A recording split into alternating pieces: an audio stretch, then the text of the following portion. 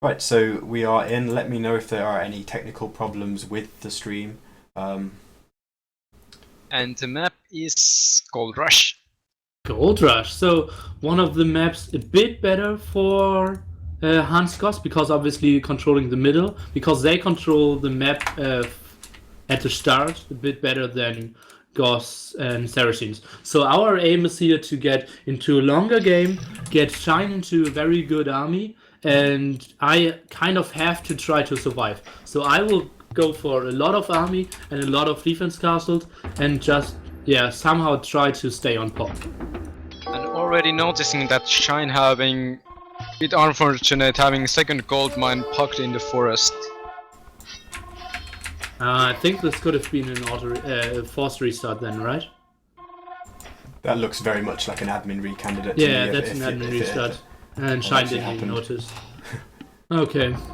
So that's Shine for you. Going toe-to-toe with the best 2v2 team in the world. Even if he sees, okay, I have a 1 gold spot less, and you are very limited on gold, even on Gold Rush. So, so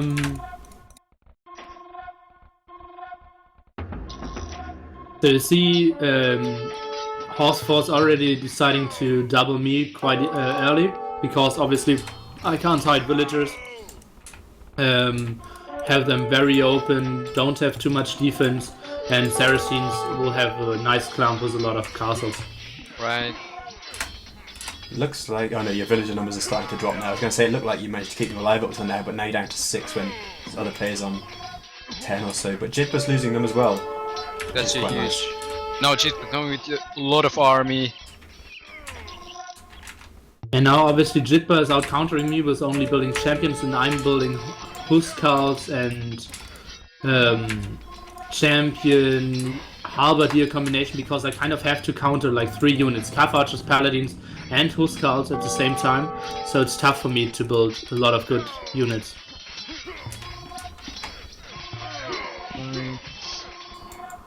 Even making 3 castles at home, not a really common thing as a god. Yeah, it was like kind of to counter the strategy of Tyrants here, because we expected them to double me heavily, and therefore I thought, okay, if I get up those like 2 or 3 defensive castles, we might be in a good position. Right. Yeah, it seems like they kind of force your hand into making those castles more or less, whereas Jitba is managing to make some in the middle already and start to take that map control of the gold. Yeah, exactly. So now the aim is just to survive as long as possible. Maybe get even... I got my second castle up, my third one will most likely get not up because it's very on the outside. And now the aim is to get Shine to pop 200 with some gold. Interesting choice you're making onagers. Didn't you think about making mass scorpions at this point? No, I didn't. Okay. I thought they were just out moving me and I didn't have enough buffer. I thought I needed onagers behind my castles. Right. So now you can see Shine kind of defending me, but not getting into a lot of army, and now you see the strengths of Hangos on this map. Right, They yeah. have all the middle now, and we are just barely thinking about, okay, how can we get this red player onto pop 70 again? Yeah. Really tough position because they've got more of the hill to push out, like to push into the middle and then to push onto your side of them as well, haven't they? Like, it's going to be a hard time to retake that gold, and Clemenceau was saying earlier that he's rarely seen players actually retake that gold in the middle once one team gets set up on it. Yeah, only one it's a bit tougher than if you have better position, better civs on 2-2. And as you can see, Shine has some possibility to get to the main gold. And so he's having a nice amount of mass of Mamelukes at this moment. Oh, but he's not controlling them very well. Yeah, you want to keep them alive. Especially when you know that you probably cannot make new ones. So oh yeah, so bad position by them. Should be behind your army, definitely. So that's a very interesting feeling for me, like playing this game but only seeing like 20% of what's actually happening on the whole. Right, yeah. And now you're seeing the rest of it, yeah. Okay, Losing so my castles are dying. I noticed that. Little unfortunate micro move from Shine there. Oh yeah, again his patrol not too good. I think he shouldn't patrol up front. He should patrol more parallel to the actual fight. Right. And not having even patrol, their units are just going wicked. Not the greatest unit control for Shine for now, but we get into kind of stabilization. I even have more population than Jitba. Think about that. Nice hold there. Yeah. That seemed to turn around very quickly all of a sudden. I mean, it's obviously they still control the centre, and both teams are sort of pausing to remass, but that was a very nice hold for you. Yeah, and now they have a lot of castles there, but they're not building a lot out of it, obviously. So sniping them costs us time, and it does only cost them stone. So they're And due buying to time. into the start, you haven't even been able to start farming yet. But as I see, Jitba haven't started yet either. Yeah. So I'm even trying, it's kind of even at least situation. trying to prepare some farming. And now, as you can see, Shine is having Onagers and Mamelukes, and this is basically an undestroyable army in this matchup. Right. But he's lacking gold. So it's still like very undecided. And Jitba not having a lot of farms is bad, but Orkut's or Interdimensions population is just so good. Its population at the moment is not that much lower than the two players from your team put together. And a nice amount of trebuchets from Shine there. Yeah, so we are controlling like one bit of the gold spot, which is absolutely fine for now. Bit early ground attack there against the Halberdiers. But the really annoying raiding from Interdimension coming to you, Neely. Yeah. And as you can see, I only have 300 food at this stage and can't even afford new villagers. And it's not like Shine has enough food eco to sling me something. And now Shine has so many traps and is killing everything in the middle. Yeah, despite the raiding on your base on the right hand side, it seems like you're in quite a nice position because, as you say, that Saracen army is looking indestructible, and you've got so many trebs that you can very quickly remove their hold on the middle. Seems to be in a very nice position for TSU at the moment. Yeah. The thing is, I don't have any farms just yet, but if I get like 3 minutes to breathe here and can get my food eco, which is in preparation, running, I should be in a fine spot there. But not being able to produce a single unit, I have totally to rely on Shine, and he has to macro his heart out of this. Jitba's population is down to 98, which is quite surprising since he haven't been attacked at his base. Yeah. Jitba didn't play too well in this game, I feel. And now you can see the big problem. Shine is trying to clear up the raid into my base, but the Mamelukes never really reached and cleared this up. They were running back and forth and now taking weird fights and making struggling. That raiding did huge damage to your economy. Yeah, and there was no chance of me walling on the right hand side. Yeah, especially as cause. Yeah, with the villager difference, it seems like Shine is going to have to be very much responsible for holding this game like in your favour, or at least even for the next few minutes. Yeah, so for us it's totally fine if we can kind of get this game in like stabilizing. So Shine does not need to push now. He will just need like, okay, give us like 2 corners, don't attack now, and get like my eco rolling. And then we are totally fine. And I think he's doing a bit of a mistake that he's pushing now, because his traps are so exposed now, and like killing castles in the middle or killing siege workshops isn't really helping us. You've already got access to quite a lot of the gold anyway, and it's going to last you a very long time, so there's no need to overextend at this point. Yeah, the good thing is now that China is pushing even further, we are denying them from getting gold. But they already started to get trade. Oh, big fight in the middle now coming up. Let's see how good the Onager shots are. Not the greatest. Jitba should have considered making onagers himself. Still, even though it's just onagers, it's still worthy against. You need to have something against Mamelukes. There is not a really counter against it. Yeah, absolutely true. Making bomber cannons against so many drips and onagers, siege onagers, not going to stop that. Seems like Shine is barely sort of keeping the required number of Mamelukes to keep that ball of siege safe. Yeah, absolutely, absolutely. He still has some Mamelukes in the north of his base. That isn't good. But if Shine is like keeping his army for all the time, it's looking pretty good for us. Yeah. Every now and again, his numbers decrease to the point where it looks like he might be able to just run in, and well, the other team might be able to just run in and snipe the siege or whatever. But then he just brings a few more Mamelukes, and it's just enough to keep the siege safe for a little longer. But a lot of siege onagers going down there. And more going down now, even against snipes of Carvajals. Oh no, Orchid thinks better of it and is going back.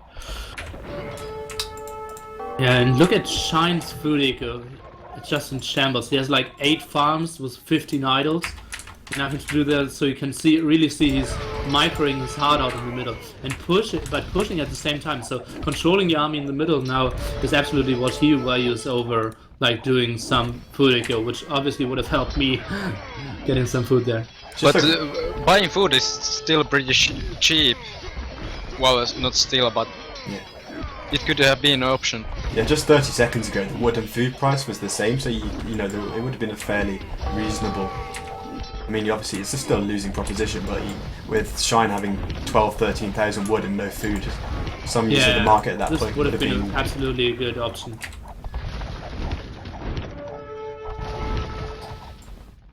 It seems like you're finally starting to get your food eco up and running. About 6-10 centres. Finally, it's still kind finally. of idle, sort of. I mean, but yeah, much better position than you were in a few minutes ago, and you're starting to think about trade on the right-hand corner as well.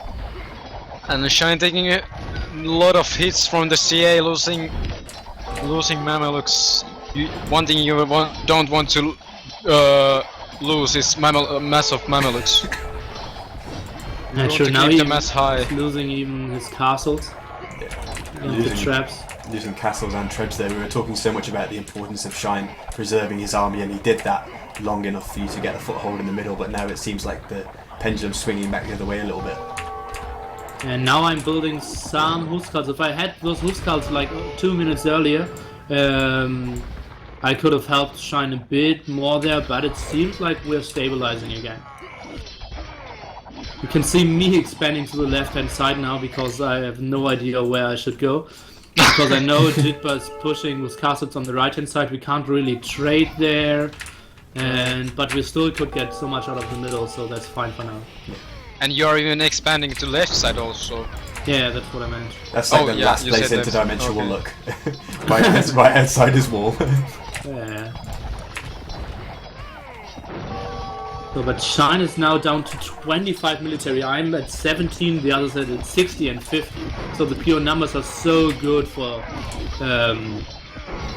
horse force here.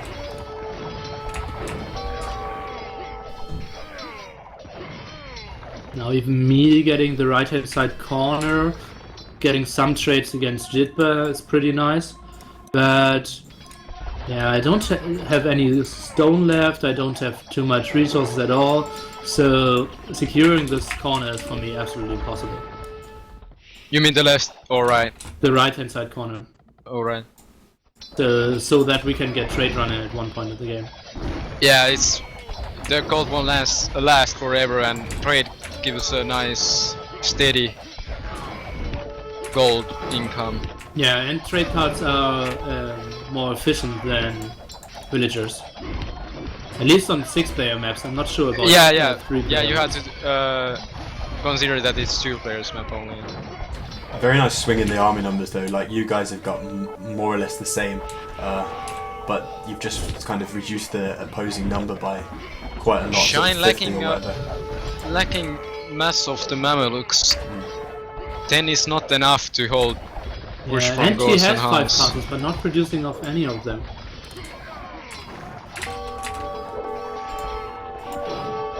Shine now sending villagers in the left-hand side, trying to get a castle up there, but No aggressive castle.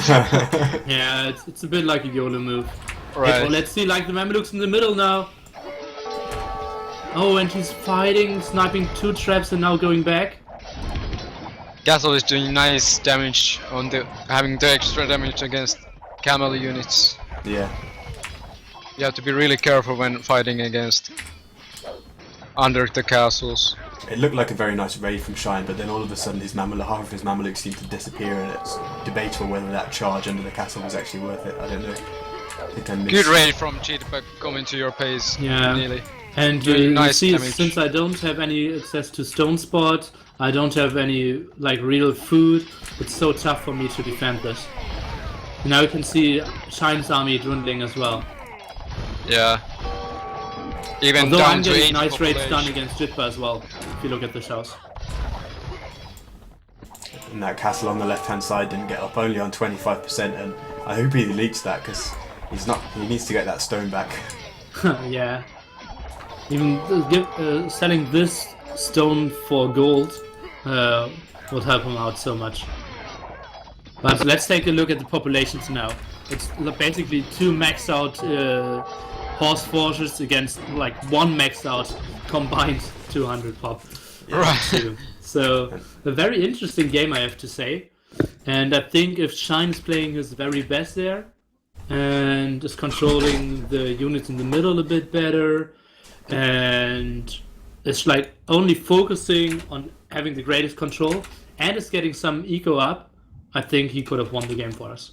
Yeah, it did seem like it was just that tiny bit of overextension. Like you got to the top of the hill, so to speak, and to where the golds are, and you didn't need to go forward at that. And I think he tried to go a bit further forward, as you said, just killing a castle in a siege workshop or destroying a castle in a siege workshop. Not really that important when you've got to protect your gold units. And that slight movement of overextension seemed to kind of completely reverse the momentum that you had, and then from that moment you were constantly losing ground. Right, let's head out and just load up the next game. I don't know how important it is to show achievements in deathmatch. Like a lot of random map players, random map viewers want to see that all the time. It depends. The story of the game is basically the gold income for Shine, the very low food income for me, and just my villager high was so low, and that's a problem. So, like randomly showing them isn't too important, but if you know, like, you can see how the game went there. And yeah, it was just a problem that the 2 team never was able to get a good eco running to support the army in the long run. And that's just due to the great ratings from Interdimension and Jitba likewise, all in our backside of the army and blocking the trade and stuff. Yeah, and we saw that pretty much from the first minute when they doubled you instantly and your villager numbers dropped down to half of everybody else's straight away. Yeah, but that's kind of okay. If I still have 6 villagers, 3 working on castles, that's okay. Yeah. Okay, game 2 of this best of 7 is actually 3 simultaneous 1v1 matches. The nice thing about this being recorded games is that we can show them all. So hopefully they're not all really long games. Else we would. But so there's going to be a Franks war on Green Arabia, a Persians war on Gold Rush again, and then a Huns war on Green Arabia. And we are going to do the Franks war first. Okay. So we'll see who played in this one. We can just head straight in. I think it's Democracy of Gods against Jitba. Yeah, so just for anyone who's not too familiar, we're probably going to refer to Democracy of Gods as Andrew, since it will save us a lot of time when we're speaking. Exactly, and Jitba, the winner of the biggest 1v1 deathmatch tournament of all time, The Awakening, like 1 year ago, it feels. And yeah, considered to be like top 2 deathmatch 1v1 players for sure. So this is a Franks war on Green Arabia, which is probably the most commonly played deathmatch map. Like whenever I see random games, like in rated games on Fubly, it always seems to be Green Arabia. I don't think I've ever seen anyone hosting like deathmatch on a different map to that. Yeah, there's basically only Green Arabia or Michi, and there's quite a big Michi community as well. But competitive games are always in Green Arabia, and this is basically the first tournament ever where we see something else than Green Arabia being played. Has there been? Well, sorry, we go did on, see Ruben, Team Islands in Yeah, the Team Awakening. Islands is like, and some anniversary cups, or no, how were they called? Juno cups? They had some blind random as well. I remember the great 1v1 Jitba against Elkman Bender on Medi. But this was like 8 years ago. Yeah. So Judging the map, I think it's looking pretty similar to both players. Both having 1 goal forward, 1 goal back, and having 2 extra goals at their side of the map. Yeah, it feels like the right-hand side of the map is the more important one, with like 4 goal spots, a nice hill, and 3 or 4 relics being there. Yeah, correct. I think if you control the right-hand side and don't lose in the middle, I think this should be your game. Yeah, I feel like that is the by far the most important and most relevant section of the map, because the rest of the map is almost featureless. Like, there is literally nothing on the left hand side apart from 1 relic and 1 stone pile, and then the middle between the 2 players is just completely open flat area. So it's flat land. Yeah, I never see that. It's going to come entirely down to, well, not entirely, but there's going to be so much competition for that right hand side. See, the Seems like the army difference is a huge, well, not a huge, but surprisingly huge for the start. Yeah, Andrew decided to go more raiding. As you can see, he's ahead by 3 villagers, but being down by a bit more than 10 military. Should have probably used the early advantage, but I think he maybe wasted too much that he didn't have a army advantage, only a villager advantage. Yeah, and of course he has the advantage in pure numbers as indicated by the dashboard, but they're not all actually here fighting, and it feels like even though Jidba has more military on the field, Andrew has more military actually in the fight that we're seeing at the moment. Right. Yeah, true. And Andrew taking a bad fight at left side. Yeah, and the left side main goal spot is being denied. Not able to. That's huge. Like, you build had to secure it really early. Yeah. Actually, in Frank's War, it's not like the end of the world, because you kind of can survive as halberdiers and axemen, but still, being blocked there hurts you a lot.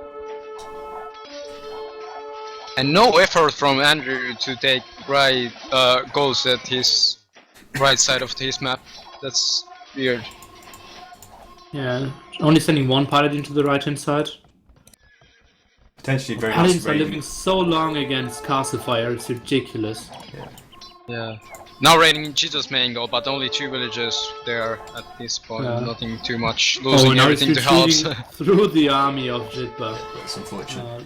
There's delaying the farming eco of Jidba though, and that's very important as you guys were talking about earlier, because of the amount of food that you need in a Frank's War being much greater than perhaps some of the other matchups.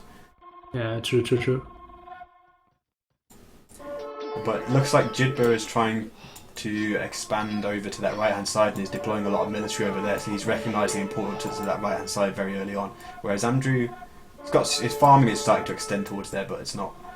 He could try to be aggressive against Jidba's main goal, which is really exposed at the moment, but kind of risky. There is the hill covering his main goal.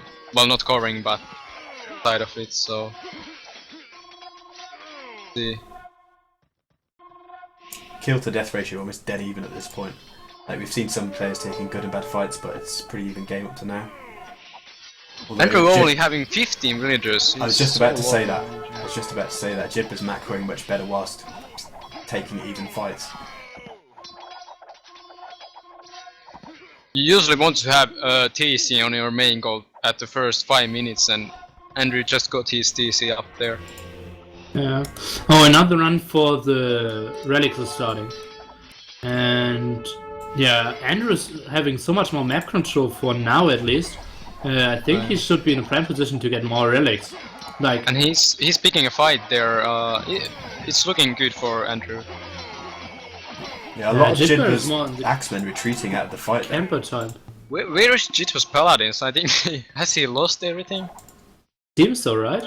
Yeah, his When did you lose all military these number, he's paladins? only got 60 odd military compared to Andrew at 130 now, so Wow, he could end this game if he decides to push here. Where are the traps? Although Jidba having a nice pumped up drawing X-Men there, but probably shouldn't use them as front unit. And now the castles of Jidba are helping out as well, and Andrew needs to retreat. Whoa! Oh, this was quite a close hold, to be honest. If Andrew had all his units up there, I think he could have pressured Jidba quite a lot. And now being down like 40 pop to being ahead 10 pop Jidba. Incredible. Andrew just dropped his total military by 50 there, whereas Jitba's remained fairly stable. He was on 70 before that fight, he's on 60 now, but Andrew's decreased by 50.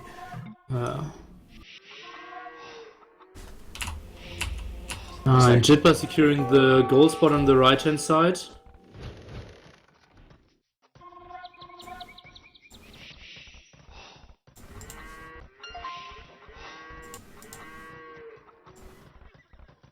Nice anticipation by Andrew, denying the raid of Jitba there.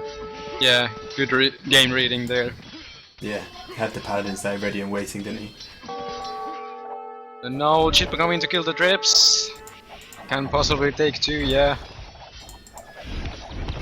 Oh, and not a lot of paladins going down there. I think like only 1? Yeah, that was a really nice trade for him. Oh, but now he's sending more. He doesn't want to do that.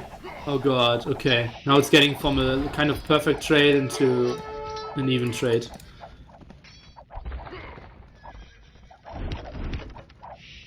Raiding from Andrew, left side, what is he doing with his paladins? Sacrificing paying the attention castle at the to moment.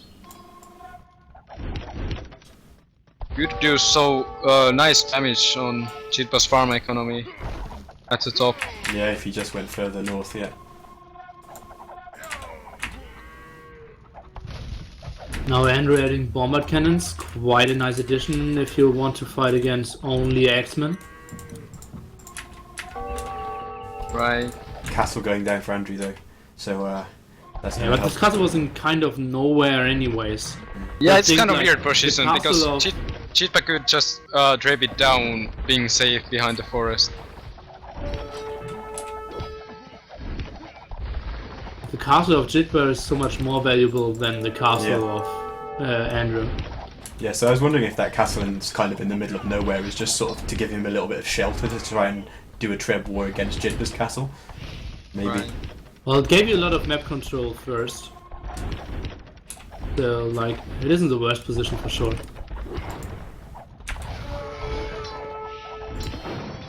The unit control of Jitba is just so much better for Andrew. As you can see, Andrew just losing X-Men for X-Men, and Jitba always having them in a nice clumped up. And now he's getting so many more paladins. There comes the Onager. No, it's going back. Jitba's army looks so strong now. And as you can see again, Andrew losing X-Men Right. after X-Men. Jesus.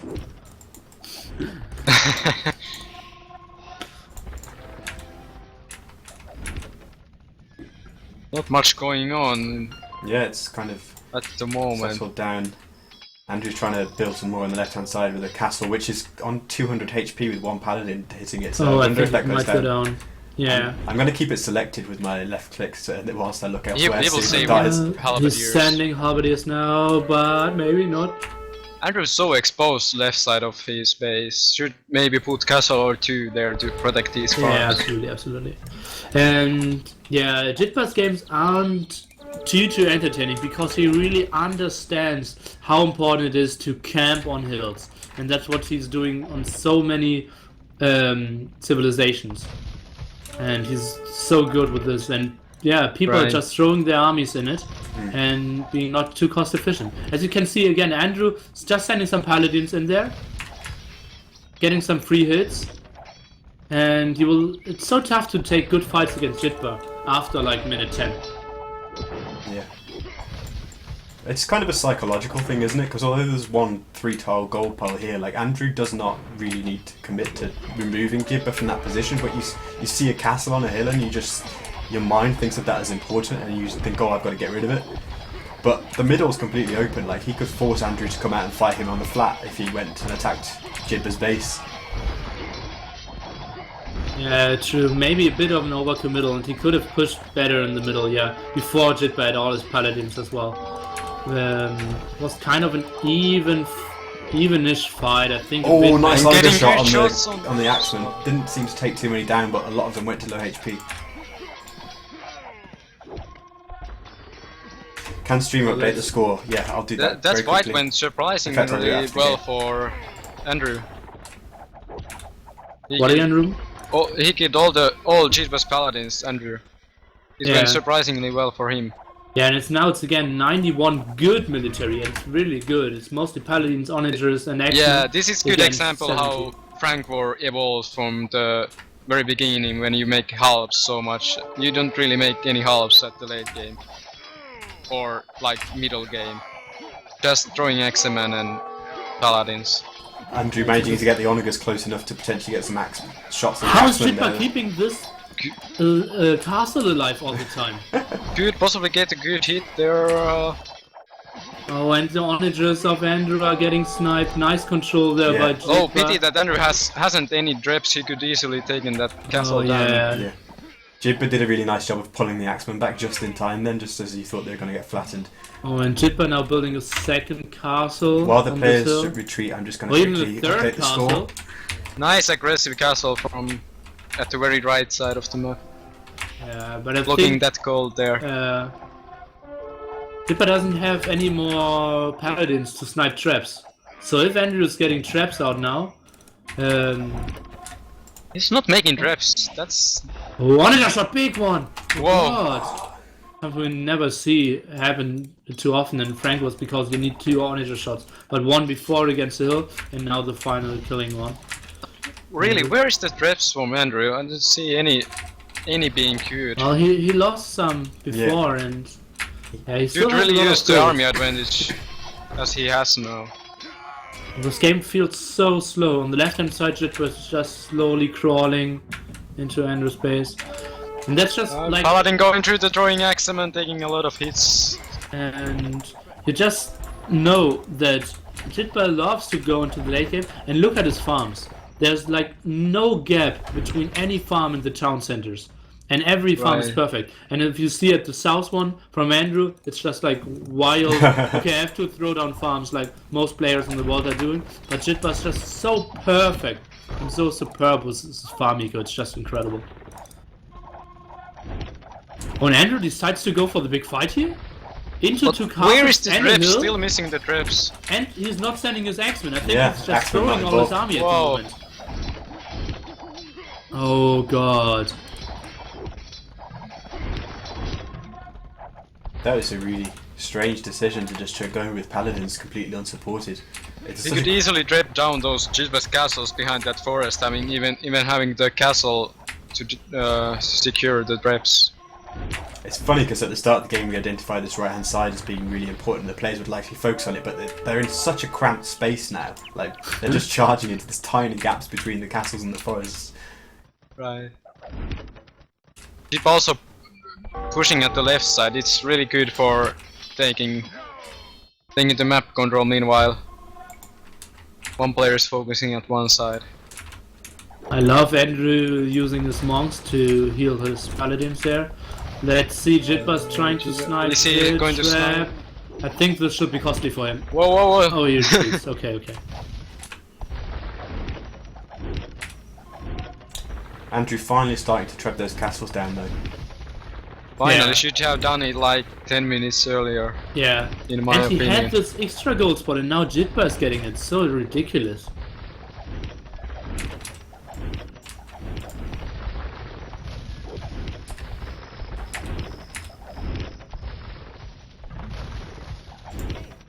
But it looks like once again Jibba's castle is going to go down.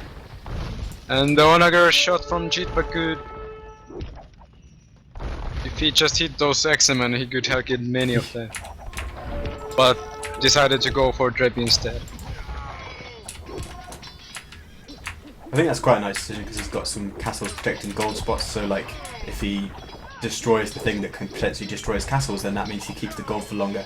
But these onager shots on Jibba's Axeman, whoa! Did you see that? Oh god! Oh, why did he send those there? Oh god Well, damn. must have been misclick or something. That was just blind. Andrew's traps, what are they doing? He nearly sniped an onager with attack ground then. That would have been really good for him.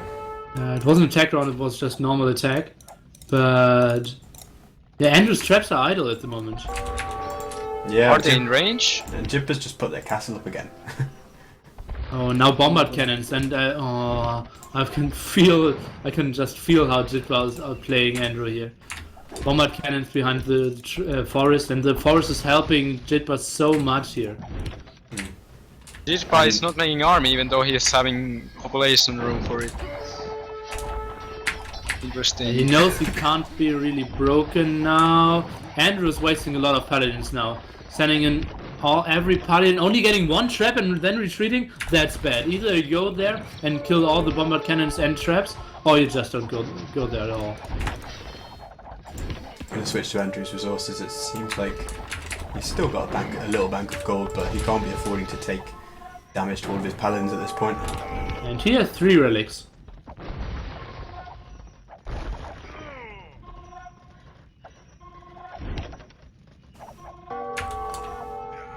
The gold mining amount is pretty much same, so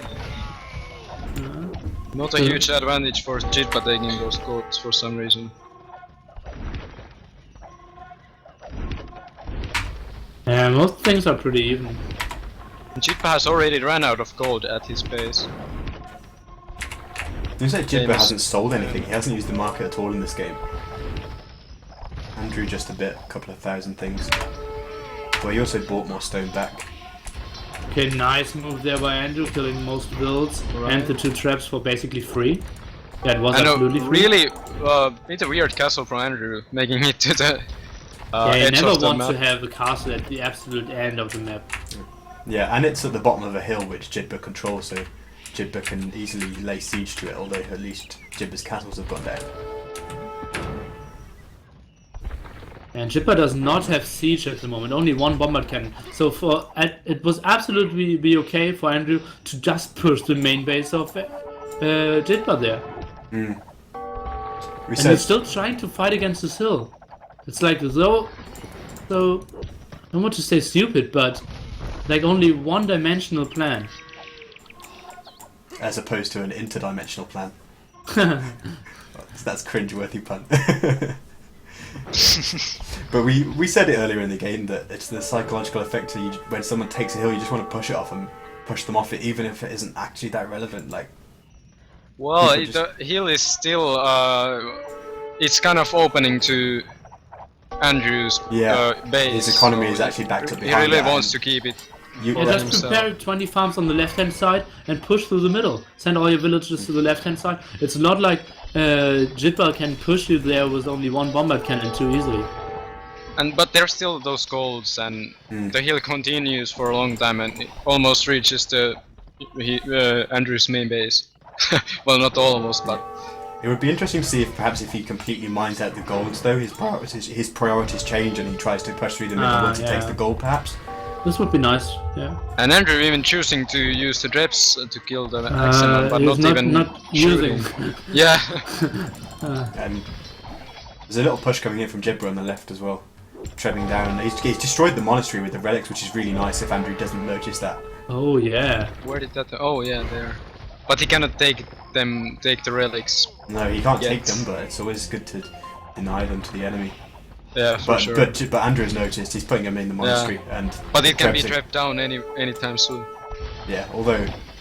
Right. Yeah, he's getting the traps. Yeah, he's got it. So he's rectified that situation. Seems like a lot of paladins for Andrew moving out to the left side of the map, though. So he's going to take a different tack. Although that seems to have been largely prompted by. He just wants to kill in everything, it seems. Yeah. And now that castle, which we looked at and thought, like, how valuable actually is that for Andrew on the right hand side against the edge of the map, it's just going to go down. Yeah, and he's even repairing it. Like, what are you gaining from repairing this castle? Nice little detail. As soon as Jitba saw Andrew going away with his paladins, he chose to make reps and attack. What a nice move. Didn't even attack any, I mean, for a long time, but just when he see that Andrew is going elsewhere.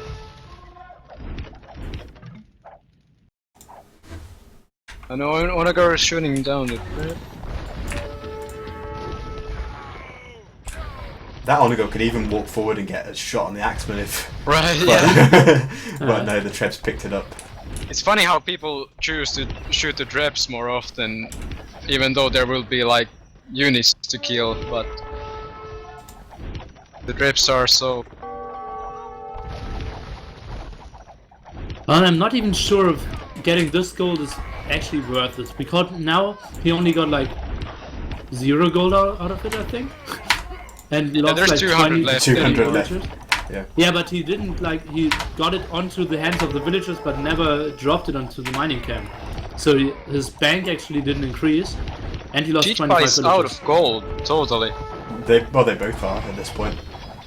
Oh, Jidba has 400 on something. and Andrew's still making Andrew's paladins. I wouldn't 0. make paladins at this point anymore. That's mistake in my opinion. Few axemen moving out for Andrew on the left hand side. I'm just trying to keep watch that left hand side to see if they're on patrol. Just to see if anything happens on the left, but it's just a stalemate on this hill. Yeah, there's nothing there to gain, so... Yeah. But there's not much to gain on the right-hand side anymore as well, so... I think like a new focus for Andrew would totally be fine. Oh, he's going for bombard cannons now. I like this, because now he can just sit down at the bottom of the hill with his axemen and his bombard cannons and take good fights without even getting like... Yeah, he's got shots back. 6 bombard cannons, which is a really nice number as well. Jibber's only got 1 there by the looks of it.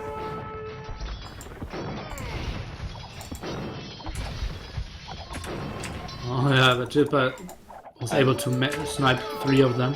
Jidba moving in onto the castles on the left, but he's deployed a trebuchet actually in range of another castle. Wow! Yeah, he didn't see the new castle there. Right. But that's a weird castle for Andrew. I would make it so close to the wood. It's not really protecting anything. Yeah, he already had 2 there, didn't he? So they could have been sufficient. Like the next one didn't push towards anything. But yeah, as you say, just Jidba going back onto his hill. I'm so surprised that we don't see any raiding going on. Yeah. Like no one's building. Andrew any could units do at the so start. much raiding to Jitba's economy, but yeah, we are watching this from the spectator point of view, so Yeah, absolutely. of course he doesn't know that. Yeah, but it's not like they have to control so many units at the same all the time. So Yeah. Yeah, and he does see all that farmland on the fog of war. And So- Jitba has had like 5 villages inside no, the you TC don't for see 20 farms minutes. in game. It's just spectator. Is it? Oh, is it just because? Yeah, because I Yeah. changed to his fog of war, but even so, they don't. Like, Yeah. I thought maybe he'd Yeah. actually been up there. No. Okay. Maybe yeah, it's been up there, but yeah, like the one in the right hand side, I think he didn't see, Oh, on the right hand side. for example. Yeah, it might be just And a the farm north thing, as as you well. say. Yeah. Only the Okay. farms with the TCs around it, he most likely sees. Yeah, because he did have 1 or 2 paladins straight up there, so I thought maybe they'd seen the farm foundations, but the TC hadn't been built yet. Maybe, but okay. Yeah, but those are finished farms, so. Well, never mind. Let's see. It feels like a very tactical game, so to say. Yeah, very slow pace. And most of the time it's better for the guy with more relics, which is Andrew, so this game might take like 1 or 2 extra hours, but then he should have the advantage. It's quite little from 3 relics compared to 2. It's not not that huge. Yeah, oh, and even losing traps against traps. So Oh yeah, that's unfortunate. that's like another 300 seconds you need to wait with the extra relic. Oh man. Oh, and another bombard cannon going down. Isn't the bombard cannon like the most expensive unit in the game? I think so, right? 450 resources, so yeah. And now Andrew is moving, finally! I think it's 450 anyway. Yeah, I think it's the most important, most costly Interesting unit. where he's going with his paladins, cleaning the Just crypt. sniping one trap. He won't get the X-Men because they will go into the castle. The castle think does we nothing against paladins. Look how much HP they have, even though they went to kill the trap. And it's really nice because you can just run your paladin back and heal them. So you essentially cost you nothing to run into that and do that as long as you don't lose a Yeah. paladin. Yeah, true. Oh, he did lose Oh. 2, but Now Andrew is moving his whole army from right side of the map. Yeah. I think that's a good decision Yeah. because he can't really fight on the right hand side. Yeah. But now Jitba look at has- this Jitba. Yeah. Do you see a hill? yeah, And you can just- expect to be a castle of Jitba on it. yeah, and that one just to the left, like up and left a bit of where the fight is preparing now. He's already got one there, and his army's massing up there. But it seems like Jibba's going to try and do a little bit of raiding with Halberdiers, but that's not going to be very effective at all. It's just try and idle a little bit of eco. Andrew didn't raid a single time this whole game. Jitba just sold 2,000 food and he's still having 8,700, so he's having a good economy. Yeah, he's sold a lot more resources than Andrew in this game. Oh, like... big fight coming up. And Andrew should have the better army if he is getting everything to fight. No, Andrew, why do you have your Trolling Axeman in front? They're so bad positioned. Oh. Oh god, oh god, oh god. So unfortunate. Losing so many Trolling Axemen just because the Paladins weren't as Mii shield. Oh god. One of the worst possible fights. He had just so much better army there. And he's going to lose all his siege as well. And Jitba using few paladins to kill Dreps and all the onagers. Oh god. Like possibly one of the worst fights if you're actually looking.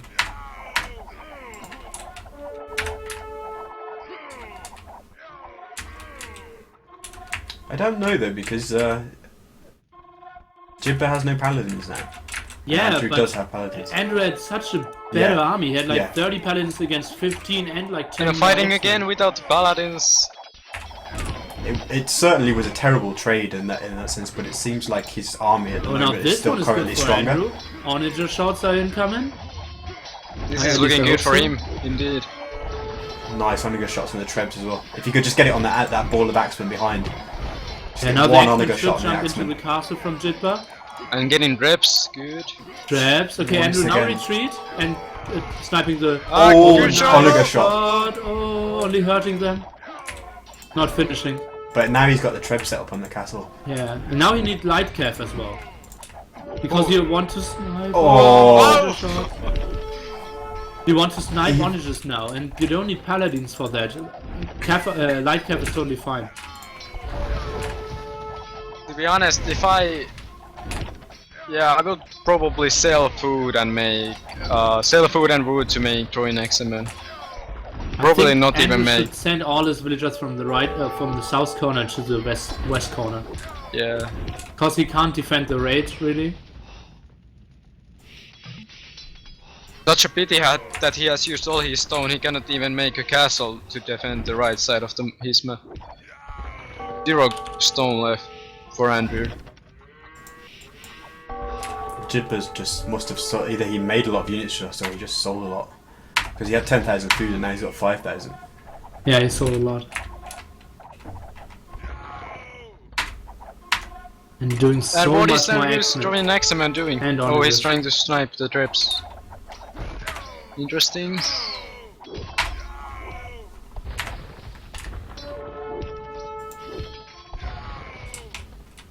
Once again though, very standoffish, stalemate game.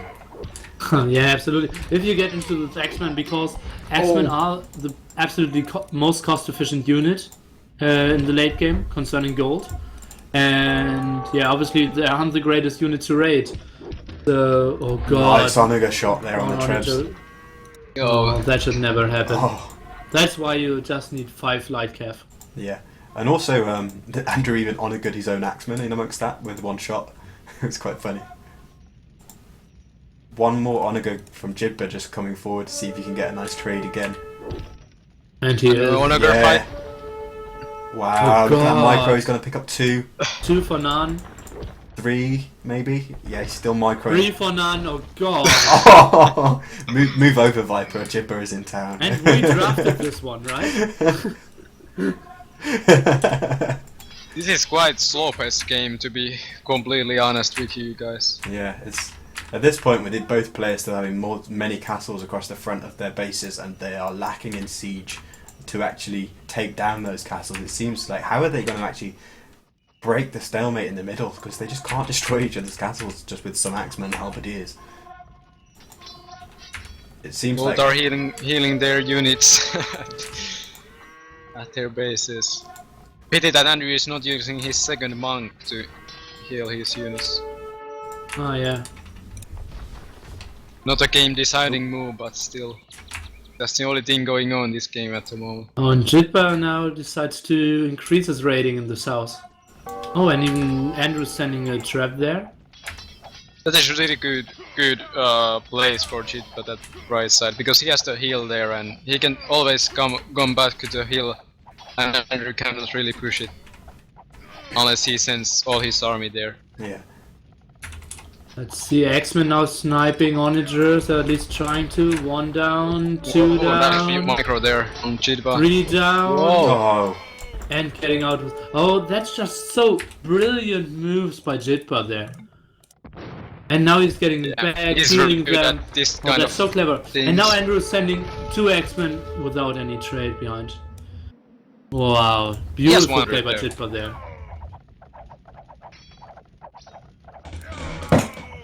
Just What got Andrew me. should do now is really to heal and make into the Jitba tradings. I'm playing this war so differently. Incredible.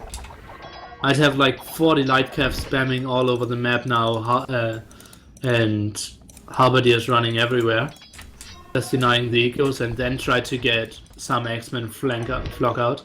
But they're just camping so much. Yeah.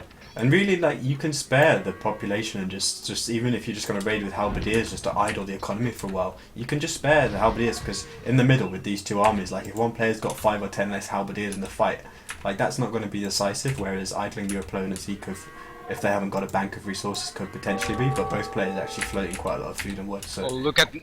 Jitba's Couldn't agree more. army control. So nice at the top.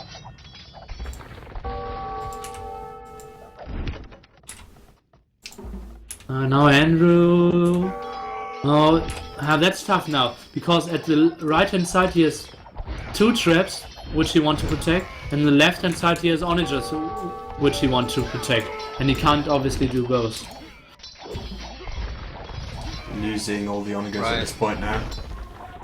And Jitba buying time with And bombard cannon, losing a doing really nice job. trebuchet as well, so Jibba's just lost close to 1,000 gold's worth of siege units on both sides collectively, whilst Jibba now is starting to mass some siege on both sides himself. Or a little bit of it anyway. On the left.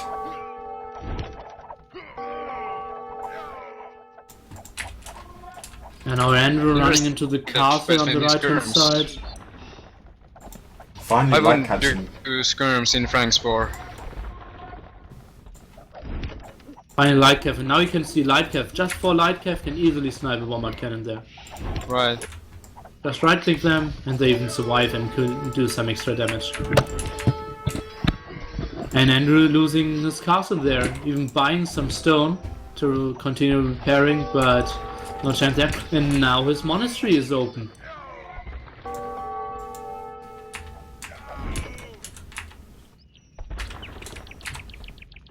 Yeah, this This feels... Jitba guy, he's like the most patient player who's not playing Mickey or Nothing Forest. Oh man. Yeah, it just feels like a slow death and like a very, very slow tide just creeping over Andrew at the moment. Like, Like a Matrix special move, like slowly dying Andrew here.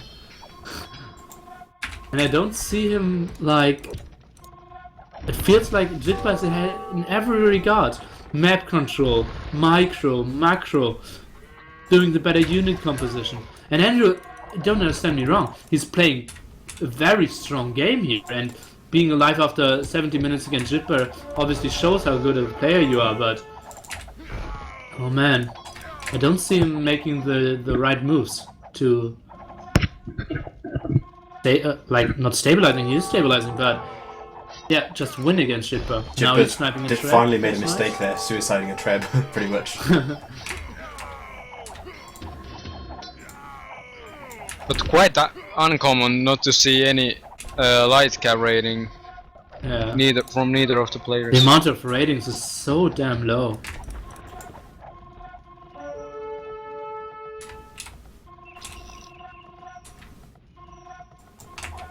You know, I want to compare food eco.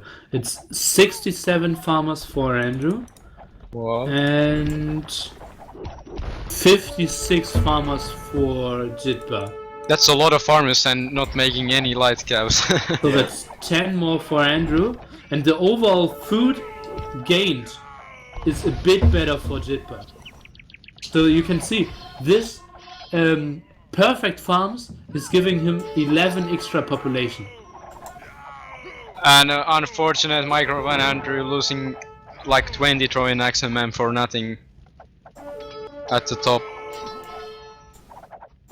Oh, and he's having troubles on the right hand side as well. And losing even more to the Onagers shot. Let's see. He's moving in with patrol. The Onagers are going weird way, and he should never focus on the Halberdiers. He should always focus on Get the Axeman. X-Men. Nice shot there though, but it's not killing too many of them, and they can be healed by the monks. And Andrew just sold 4,000 food. That's good move. Yeah, but to lose traps and Onagers again. Why is he having traps in the front line? Yeah, because he was building X-Men to the front line. And just Oh. had to kill one, as it seems. Finally, a substantial number of light cavalry appearing on the field, but they're just charging into Axemen and Halbs and getting shredded, but at least forcing those Axemen back. Feels like Jitbase suddenly just pushing everywhere Yeah. at the same time, Yeah, like taking it was, advantage. it was a bit like this time from Braveheart. Like Jit was waiting, hold, hold, and then and now he's raiding on 4 sides, attacking the middle, sniping traps everywhere, and yeah, the same thing. But like actually, Jitba is having only 140 population, meanwhile Andrew is having 20 more population. yeah, And he's still Jitba's, pushing. That's impressive. wasting a lot. Was wasting a lot in the middle. Obviously, it wasn't the most cost-efficient trade with his onagers, but Andrew was fighting a bit into his castles and got all his army there. So this was absolutely good for him, for sure. I find it really strange though that the populations are so low when both players have 5,000 plus food and wood. I guess it's, I mean, coming from a random map perspective, I'd probably be spamming trash at this point, but perhaps in this kind of situation in deathmatch, maybe you're thinking I don't want to get rid of that food and wood because it's going to buy me a siege weapon or two, or a monk or two or something like that. Yeah, I think that's a mistake to not be popped all the time. Okay. And they, like, in 1 minute we will see both players being popped again. It's not like a strategic thing like, okay, I'm only staying at 150 at this stage.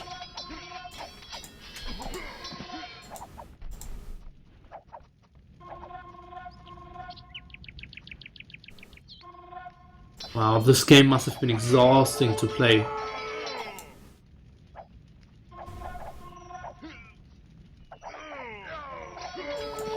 I bet this length of game is highly atypical, isn't it? The 1v1. Well, think? the thing is, if deathmatch games go into the stage where there's no gold left, it's tough to kill a guy. Yeah. Especially if you don't have like 5-0, 4-1 relics. So, I'd say like every 50s game or something is going like 1.5 hours, yeah. Okay. Yeah, because you start with like almost unnecessary amounts, obscene amounts of stone, don't you? So both players have got many castles, and if they don't get taken down by the time the gold runs out, then Yeah. it could be really hard to actually kill your opponent. Yeah, as you can see, but Andrew has only 3 castles from his first 3 castles left. All the others got sniped. All in the same place as well. Yeah. So great moves there. Just sniping a castle here, sniping a castle there. And Jitba still has... beautiful play. And I think Jitba's now going for the monastery of Andrew. Look at Andrew's throwing in XMM micro. He's just sending them to death. Not even sniping down the trebuchet. I thought he was sniping the trap. Now he is. Oh yeah. Yeah, but still, obviously losing way too many X-Men there. And getting raided on the left-hand side. Yeah, totally exposed economy at the left side. Yeah. It's so funny, he had so many castles, but Jitba did just such a great job of sniping them everywhere.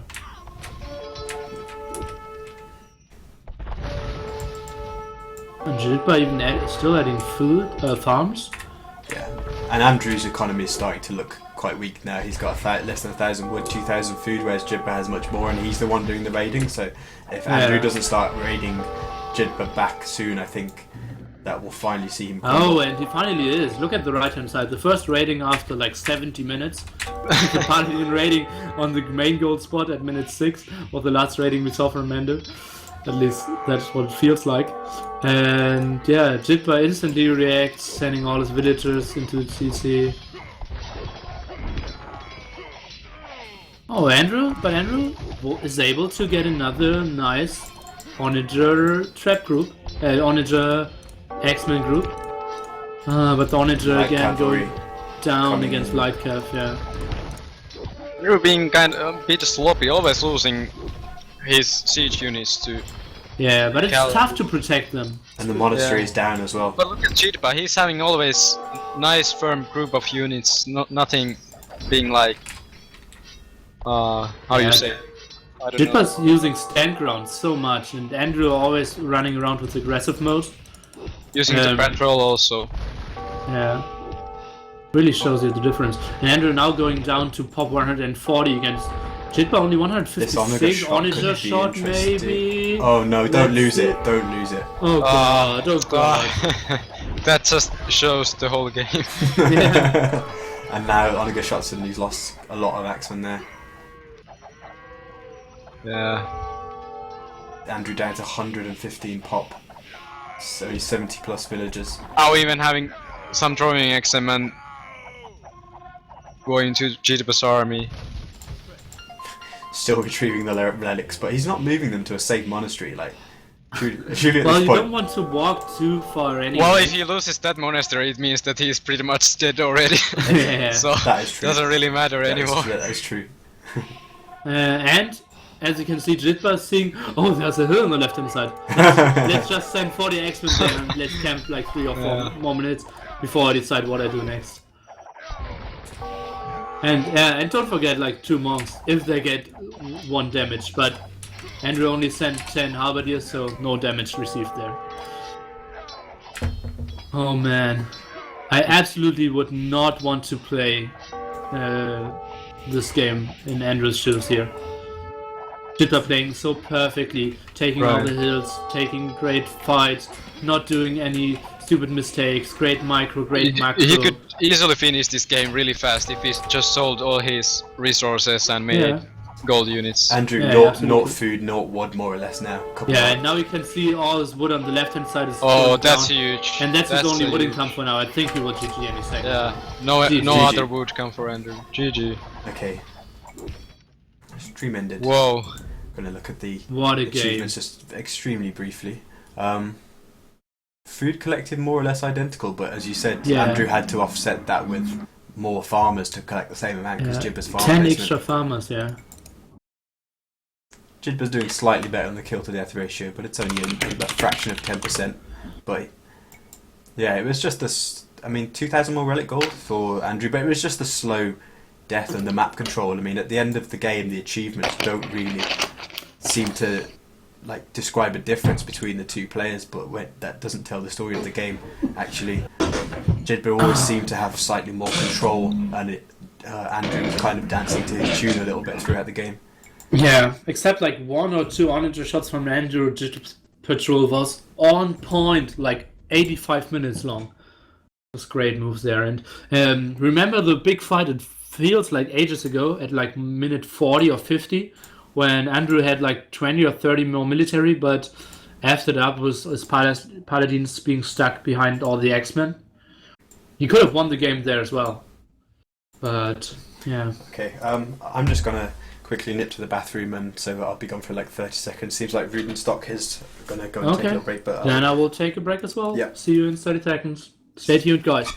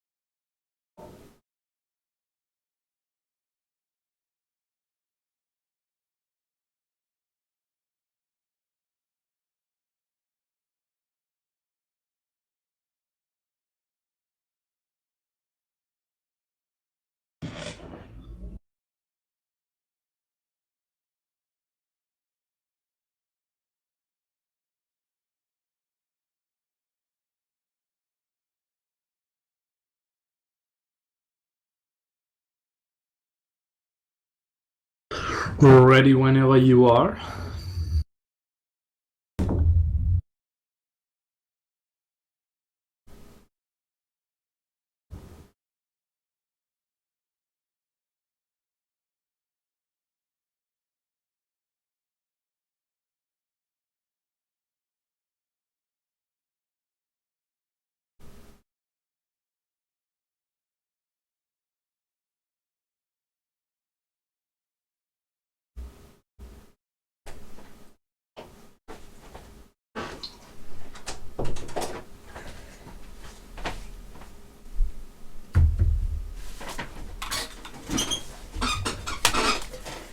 Okay, I'm back. Are we all here? I am. Room Seems like- Yes, you're Okay. right. Ah, there he is. So after that slow-paced Franks game, I think we're going to head into Huns. I haven't updated the score because they are simultaneous 1v1s, so it's actually like a best of 3 with the 3 1v1s, so that really slow-paced, long game could end up counting for nothing, potentially. But we shall see. Let's go into Huns on GA. Green Arabia again. Exactly. So now it's me against how's it called again? Spring. Spring. Had Spain in my head. Okay, Spring. So Spring obviously being very new to deathmatch and being the last pick, I should be the favorite here. And I watched his stream a lot, and I saw that he struggled against Market. So I decided to play stable Market as my start. Interesting. And try to get like an early fight, an early advantage. And I think he's undervaluing relics. So I thought I will take big fight at the start, will then take all the relics, and then we'll try to camp and outsmart him. That was my game plan. And not building paladins for like 1 minute out of my stables. That wasn't my game plan. Yeah, because it seems like he doesn't send any paladins to you, like he's using them all just to combat your Hussar, which you are but moving. look at this. He had 7 military, I have 0. Yeah, Wow. I was thinking about restarting at this, but I thought, okay, I did just like reveal my strategy. So I thought, okay, I have to play this one through. Did you build your market, sell your stuff, and then delete it? Yeah, exactly. To To- build a new stable Yeah. on it. I think reduce With a village little occupancies. experience, if Spring had, he wouldn't have made his own market after seeing that you had made market. Yeah, but he didn't see it, obviously. Yeah, but Yeah. you can see that if the enemy hasn't enough buildings for the amount of time he has used the market, then delete it and then try to hide it. And now I'm getting a lot of villagers from him, although I was very late with my military, and I And already even you are even lead. reaching more military amount. Yeah. It's quite impressive after using market so early. Yeah, obviously I have 6 stables, and being Hunt helps out a lot. Right. But yeah, he isn't the fastest either. You, So you have such a nice map. I'm just trying to say those 2 hills in front of your goals on the right. That's awesome. yeah, I was hoping to exactly secure this area, and a lot of relics are in this area as well. So I thought, okay, if I get like control of the 2 hills of my base, I should be in a good position. The only problem is if I get raided at my main goal spot. So I built a castle there quite early. And as you can see, with my game plan, 6,000 gold left still. It's yeah, and I'm still Quite already good. building 3 monasteries. but a lot of wasted units. Yeah, but that's basically only to remain map control. I'm just patrolling 1 troop in the north, 1 in the south, and I thought, okay, he would be. It would take so much time for him because he isn't the guy like, okay, I know how many units I need for this to defend and then to raid. He's mostly staying with 1 clumped up army. So I'm taking bad fights, but getting into my late game plan. Okay. Would have liked to see more aggressive move to that hill in front of Spring's base. You should Oh, I have thought I probably. would never get it because I thought I Oh, would be right. so much more behind. Yeah, it's much closer to Spring indeed. But because I was wasting so many units. And So many units at and I your base. messed up at the start, so Right. I'm so surprised to see Spring's sort of approach to this deathmatch, where he's keeping all of his army grouped and being very defensive. Because when you see him playing random map, actually Barles joked one time when I was watching it that he's like the barbarian in that he just can just spam units everywhere, and it's incredibly tough to play against. And that is a kind of deathmatch thing, where, especially with the raiding at the start, where you're sort of streaming some paladins to your opponent's base. But even though he does that sort of thing in the random map, he doesn't do it so much in the deathmatch. yeah, but that's a bit due to me attacking at the start, and he couldn't ever get into the offensive because I just took control of the map Right. a bit earlier.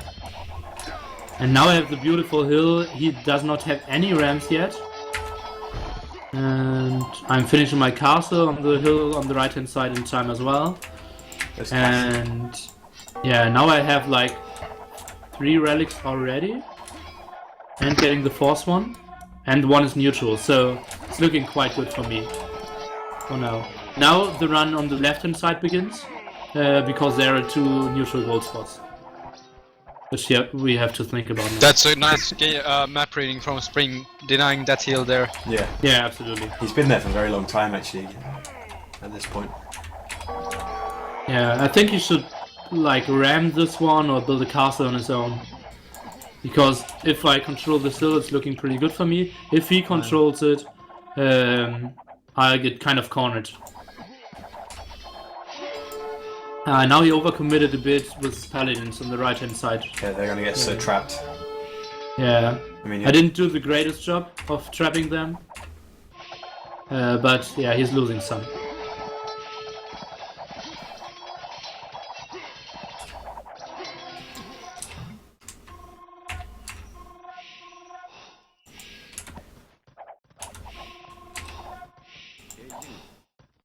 So much army and both popped. Yeah, now he's taking another fight, but now I'm trying to be as jitba as I can. And Whoa, you camp on just hill. split his army. Or Yeah, made and him standing split rams his- in front as well. So now I will just jump from hill to hill and never give him a good fight. Wasting a bit at the left of the forest.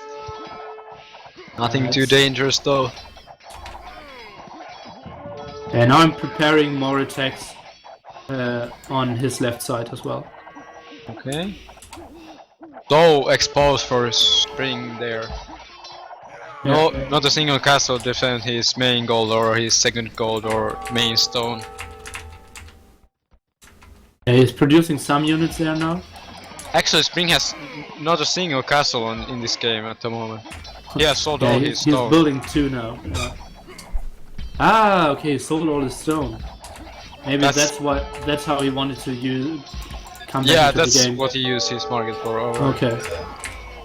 So now I'm just in the main hill, as you saw. I'm just sniping the rams and then getting back into the castle. And now he's missing traps. That's the problem Yeah. of not having enough castles. And again, I'm standing on a hill with calf archers. and Where did those fighting- paladins come from? Out of the castle or what? Yeah, exactly. I had them for Nice sniping move. rams. Surprise! And now he has to retreat, taking few losses also from the CA amount. Yeah, and I feel like I will never lose this game now. He's still not getting any of the 2 neutral gold spots. I'm having all my important castles, and it's 4 against 0 relics at this time. Whoa, nice and I'm raiding raising from on the you left to his hand side gold. as well. Yeah. Killing all the villagers and the TC. Oh. Yeah, it feels very much like you've jitbered him as in the previous game, but it's just in fast forward. Instead of it taking an hour and 20 minutes, it's going to take an 8. Yeah, 20 Spring minutes. is more aggressive than Andrew as well, so that helped as well. And now I'm raiding the south, so him just selling too much stone and not having any defensive castles really hurt him. Yeah, The dashboard is suggesting that he only sold 1,000 stone, but he must have sold much more than that, considering how few castles he has and how little stone he has left. Yeah. It must be incorrect. Nice amount of rams from you, Nili. Thanks. There's nothing more I can say, just thank you. And just compare the amount of farms as well. Like both of us really struggling of not having enough farms, and I already prepared like 10 and he has 0 still. Yeah, especially when you use the market, you have both food and wood amount really low after spamming the usual amount of units. At this point you've got 5,500 gold in the bank and he has none, which, you know, that's game deciding, isn't it? Yeah. And now I thought, okay, he's still not taking the 5th relic and did send a monk there, but he had at least 3 paladins prepared. So I wanted to try to get extremely ballsy, but yeah, not for now.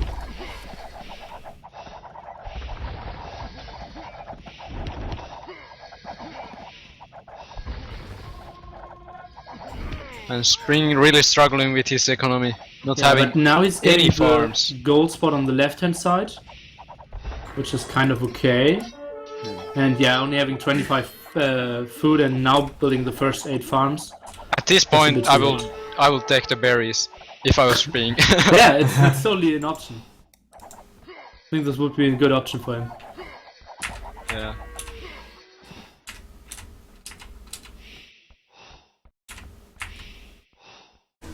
When he has so little wood, it definitely would be. Because if he makes a lot of farms at this point, then he can't make any more army. Yeah.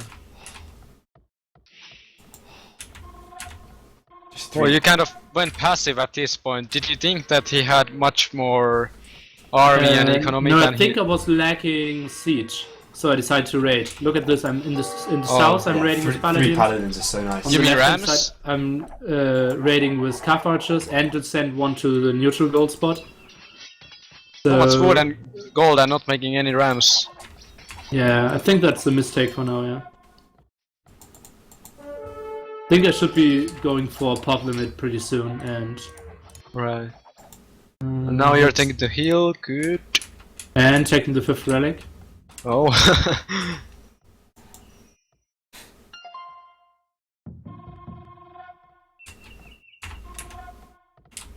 Yeah, and he doesn't really know where to defend now, obviously. Also having his main gold miners idle. Oh yeah. Got huge. He had a bad gold spot, that's to be said. Yeah. Wasn't able to castle there, to see there. So I should send all my units now. Not doing the greatest job with that.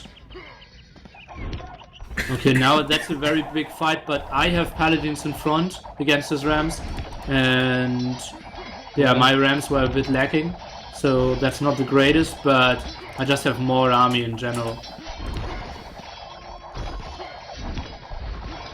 Now I should switch my traps onto the calf archers and just, yeah, take an easy fight, and I think I'm taking the win after this one as well. Yeah, it's quite I think convincing the at this patrol point. beat Puck there. Well, Again, nothing too serious. What did you say then, Rubenstock? No, I mean the patrol wasn't working for you nearly, but it didn't make any difference. Oh, Yeah, I think the rams were a bit late, but I had just so much more army, and now you can see I will just press for the finishing move. Only Yeah, that's a paladin huge calf army archer amount now. for you. Yeah. Will be so tough to... Yeah, I spent like Top that. 3,000 gold for the last attack. All my stables are cute. All my archery ranges are cute. To just give him the finishing blow. Even getting the 1 neutral gold spot back. Yeah, I was extremely happy that everything I was planning before the game worked out like perfectly. Even taking back that second gold spot, well, the extra gold spot on the left hand side, so Spring probably isn't able to replace his army at all at this point. Right. Down to just 300 or well, 0 gold now. So this is, if he loses these units, he has no ability to protect himself, but down to 20 military versus 100. So looks like we're going to see the GG incoming soon. Although Spring isn't one that gives up easily. But nevertheless, there we go. GG.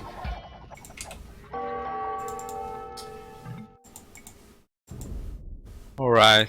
So I think the strategy that you were describing at the start of the game worked out well then. Yeah, absolutely. And I was very pleased with me. You actually With had myself. a very, very nice kill to death ratio as well, like 1 1/3, which is quite a big difference in a fast game. There's only a few hundred units. Kind of mistake from Spring selling all his stone. Couldn't defend his main goal and other goals neither. Yeah, it's not like a good strategy if the guy markets to go for like markets with stone. But I guess it was his kind of panic move as he saw all the prices are sold. What he do now? What does he do? What can he do now? Because enemy will have so much more gold and army and gold army and like that. So he just wanted to have same amount of and sold all his stone. You collected 5,000 more gold and had more of every resource, so it was really that Spring just wasn't able to replace any units, as well as the fact that you took better fights overall. That was really nice that you chose to go into Huns after the Franks War, because the Huns War is actually kind of last in the list as listed in the settings, but that has made the best of 3 1v1s 1 apiece, so it makes the Persian War and Gold Rush decisive, which is interesting for those of us other than Nilford who don't actually know how this series went. So the following game will decide the second point in the best of 7. Yeah, and I think this will be one of the better Persians War as well. I haven't seen it, but yeah, it wasn't like most Persian. There are some Persians War which end after like 8 minutes or something, and this one doesn't. Okay. Another long game, right? Like not very long, but at least something like I think comparable to the one with colors against you. Alright. Okay, heading in. So let's see if Shine has better army control in this Gold Rush game. Yeah, compared to the Saracens in game 1. Seems like Interdimension possibly very, very slightly close to the gold, but it's not a big difference. But Shine has slightly better hills on which to attack the gold from. What sort of composition would a Persian player go for in Death Rush? Well, I've literally never seen a Persian. I'm so happy that I don't have to decide that, because there are so many approaches. Like, obviously, elephants are extremely strong. The counter to elephants are halberdiers, scorpions, and monks, all 3 of them. And a counter to that is obviously onagers and scorps again. So having paladins and camels to raid is nice. Bombard cannons are extremely effective. You want to have castles. It's like you have to build like 7 or 8 different units and control them all separately. So I'm so happy that I never have to play this. we played a lot of practice games and with different combinations of what I'm building, what he's building and stuff, and it always felt so random. So I think there's just so much, at least for me, there's so much more to learn. You can see the difference between the players already. I mean, Interdimension has got a lot of barracks and just producing halberds and then siege workshops, Not even whereas making stables. Shine is going for stables primarily at the start. I wouldn't prefer going full barracks because you want to kill enemy villages and delay him as much as possible at the start. Yeah, and like only because your enemy is going for scorpions anyways. So, and scorpions are just such a hard counter against halberdiers. Right. I don't see halberdiers being too effective, and I think China's overrating here. I think he will not get any more villagers. And That's true. Should probably consider just making a full mass in the middle, yeah, right? Like he's doing. and Yeah. Orkut will always be so slow taking the middle. So I think like this heavy halberdier style isn't very good. And also the ratings kept him at his base, so Yeah. that's another good reason to make stables. And he's never able to get any traps or any castles in the middle. I think Shine is in a very good position here. Yeah, in the first few minutes. Although look at the population, obviously it's 70 military against Shine is 40. really lacking army. Yeah, he was housed so much. But that can I think change he- with he only had Halberdiers one moving. villager on houses. Halberdiers moving in against Scorpions, though, the military difference can change very quickly. Yeah, 30 against 80. Yeah, for but now. those halberdiers cannot take down those scorpions, I think. Well, they close the distance. Alright. Still Yeah. 30 against 80. Well, it went. He killed a lot of scorps. Shine didn't have enough buffer. It feels like he was housed for too long there. Okay, getting. I prefer getting up the castles fast because the elephants are so tanky. And I think Shine should go for more siege workshops. He only has 5 at the moment and have like 10 scorps each. It won't hurt to have 8 siege workshops. Market coming up for Interdimension, whereas Shine hasn't built one yet. So, what resource would you be selling in this situation? Wood only, because you need food.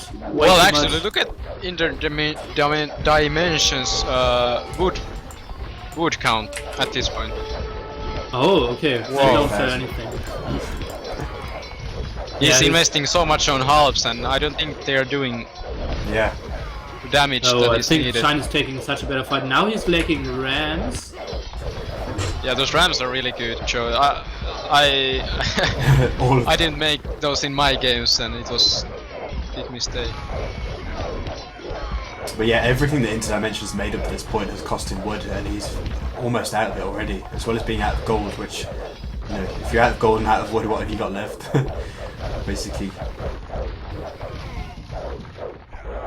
Yeah, and Shine controlling all the gold now. And if he's getting traps up there, I think he can deny the gold and come for Interdimension completely here. Although Interdimension, after a kind of late push out into the middle, has managed to fortify quite a bit of gold with castles, but they are going to be vulnerable to Trebs being at the bottom of the hills. Yeah, and like, Interdimension having all his castles at the range of the hills, so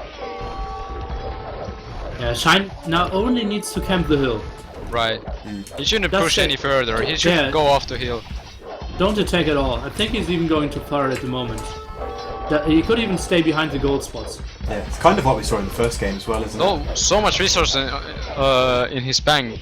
Should be using them for Shine. I mean, Oh yeah, true.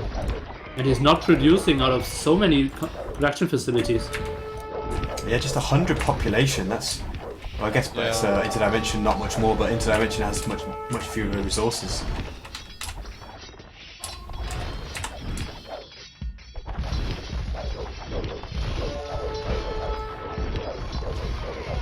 Those elephants are obscene though, like them being uphill, you can just take so much to take them down when they're uphill. yeah. And now Shine trapping the castles down. Could not having too much of a food eco either. Either Shine. But you see, both players not really getting anything out of the middle gold. Right. Shine- There's not Shine the got, easy access like, to it. Less than 100, Norwood like none. Yeah, and the only place that Shine seems to be taking it from is the place that's under the fire of Interdimension's castle instead of trying to get some villagers Yeah. into the middle. I mean, he can't build a TC on the top of the hill, but he could take a lot of villagers there and build a mining camp at least.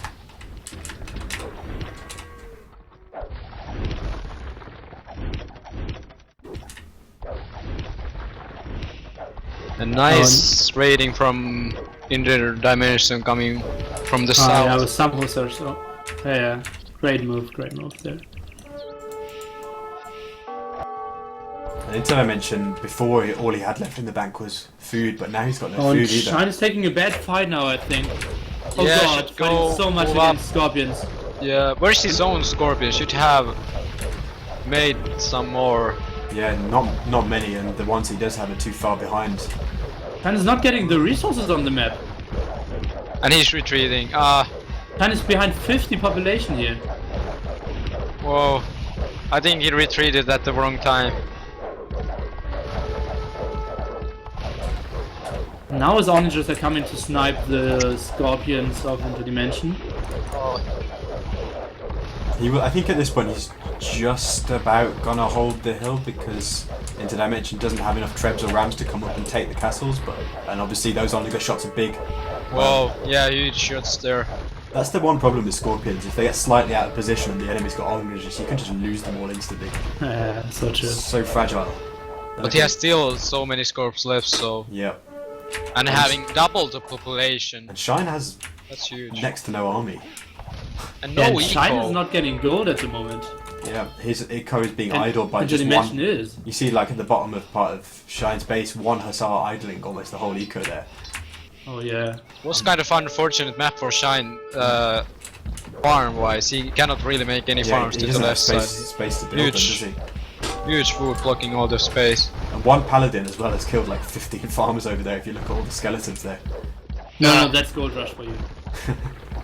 That's there What? are dead bodies on Gold Rush. Actually, Oh, is it Shine is really? pushing back Yeah. really Oh hard. yeah, they're on the hill, aren't they? Yeah, I thought they were on the farms. They didn't look closely enough. You're correct. Yeah.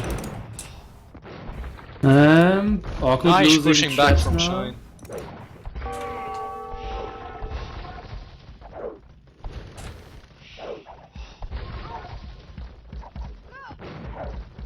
But only 67 villagers. Oh yeah, against Not 140 of Awkward. Jesus Christ. Not enough. Yeah, but Awkward doesn't have enough gold. Only now getting his starting Yeah. gold. And Awkward is down to 3 castles now. Against 6 of Shine. Very good trading again from their dimension. Although I don't know if that will be doing any damage. 2 elephants being prepared there. They're like guard elephants, guard dogs. And Shine just shouldn't attack now.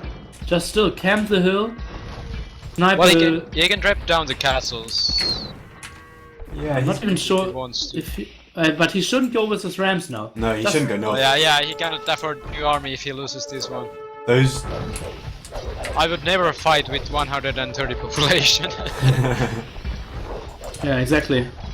I Why mean, would you? take a fight. Especially if you have the gold. At the moment he's getting gold and Awkward is only getting with like 4 villagers. Oh, and China's doing the right thing, retreating now. Yeah, I mean he did use those rams very well because he managed to take down a castle with the aid of a couple of bombard cannons. Didn't lose a single ram, but he should have just got out of there at that point. Instead of throwing away how many number of rams it was. 6, 8. Or, I mean, Interdimension decides to move to the other hill. Yeah. I was wondering if he decides to go to Shine's base, but I think it would be too risky. Yeah, I think there's nothing to gain. Right. Like you can only deny some food eco, but going with your whole army on Gold Rush isn't good. Oh, and Awkward is again getting gold. I think Shine should maybe even consider sniping the mining camp.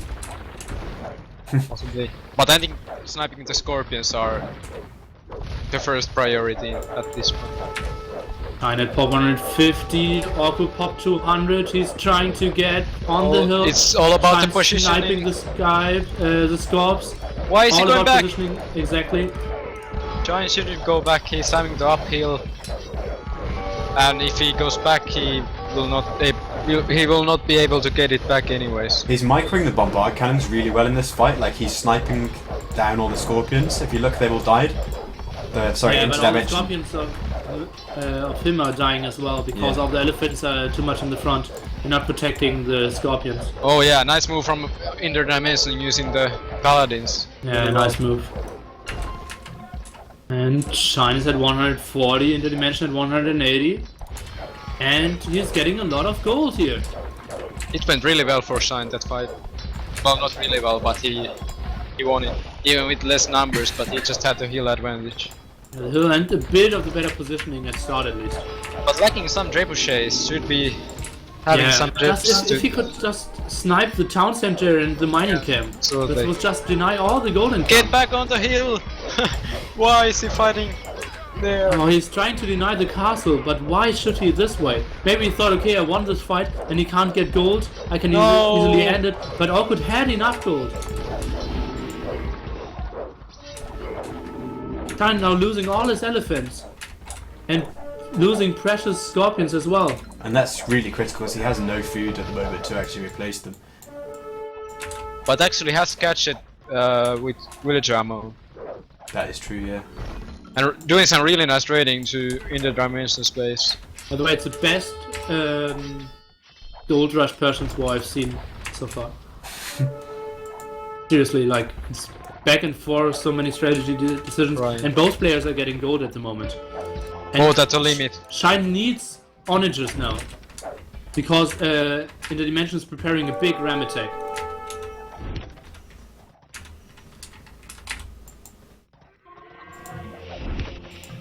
Has he actually seen that massive rams? I didn't see if they would have strayed close enough for him to know that they were there. No, he didn't. At least not yet. Scorpions may have... no, still haven't really seen them unless they strayed into the field of view before. No, he didn't see them, yeah. Giant lacking elephant. Yeah. Elephant mass. Really Interdimension badly. does have a good number of elephants in the bottom right ready to join. I feel like if Interdimension took fight now, he would win it and get the He's middle. only ahead by 10 pop overall, but being had 20 military. Okay, I'm trying to- finally drips for Shine. Interdimension's actually got 3 elephants into Shine's farmland at the moment, and This that's could just... easily be denied with 3 monks. Yeah. So this isn't the greatest. Oh, actually, neither but of them still has a lot of made fun. any monks yet, so that's interesting. I can I think hear that- there is a monk healing, a couple of monks healing Interdimension's army behind the castle. Oh, like, where the Shine's elephants elephants, what are they doing? He doesn't want to I take need them. onagers ASAP. A lot of elephants, but that's very expensive. Okay, Rams. now the push in the middle is about to be happened. So many rams. But Interdimension's army not quite supporting the rams in time. The I think elephants he will get it. He has more army. And the Rams are doing a great job. Yeah, just tanking Yeah, all the Shine should scorpion focus fire. on the elephants, not on the rams. And castles aren't helping out as well at the moment. Shine needs to produce. He has still so many resources. Just send everything in the front. Okay. Monks, if he had the micro, just 5 more monks could have helped so much in this fight. Right. But at the moment, Shine stays strong. Still 2 traps, and the 3 castles on the hill, and he's getting gold. So even. Yeah. Oh yeah. Every time the players commit to a big engagement, they both seem to take each other down to sort of like 15 units. And, Yeah. then they just have to retreat and rebuild, because even if one of them slightly wins the fight, they can't push with it. Yeah, absolutely. So true. And now finally we see some monks. Yeah, and Shine, why isn't he just building 20 more farms in the left hand side corner? He could get the stone there. Right. And having 9,000 wood. Not ideal. What's the price in the market? I have to eject my cat from the room. Oh, wood is at 68 to sell? Yeah. And they have 6k and 9k? Jesus Christ.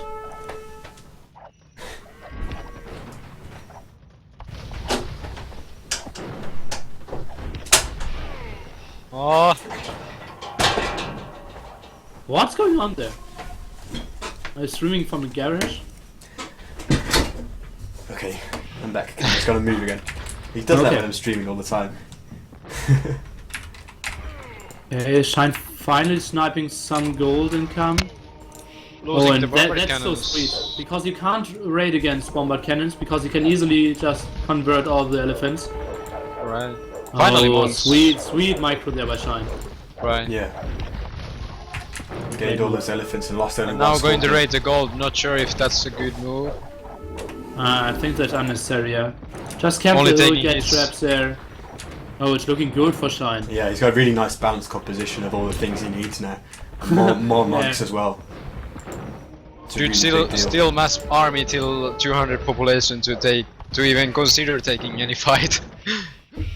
Yeah. And now you can raid the gold of Orkut.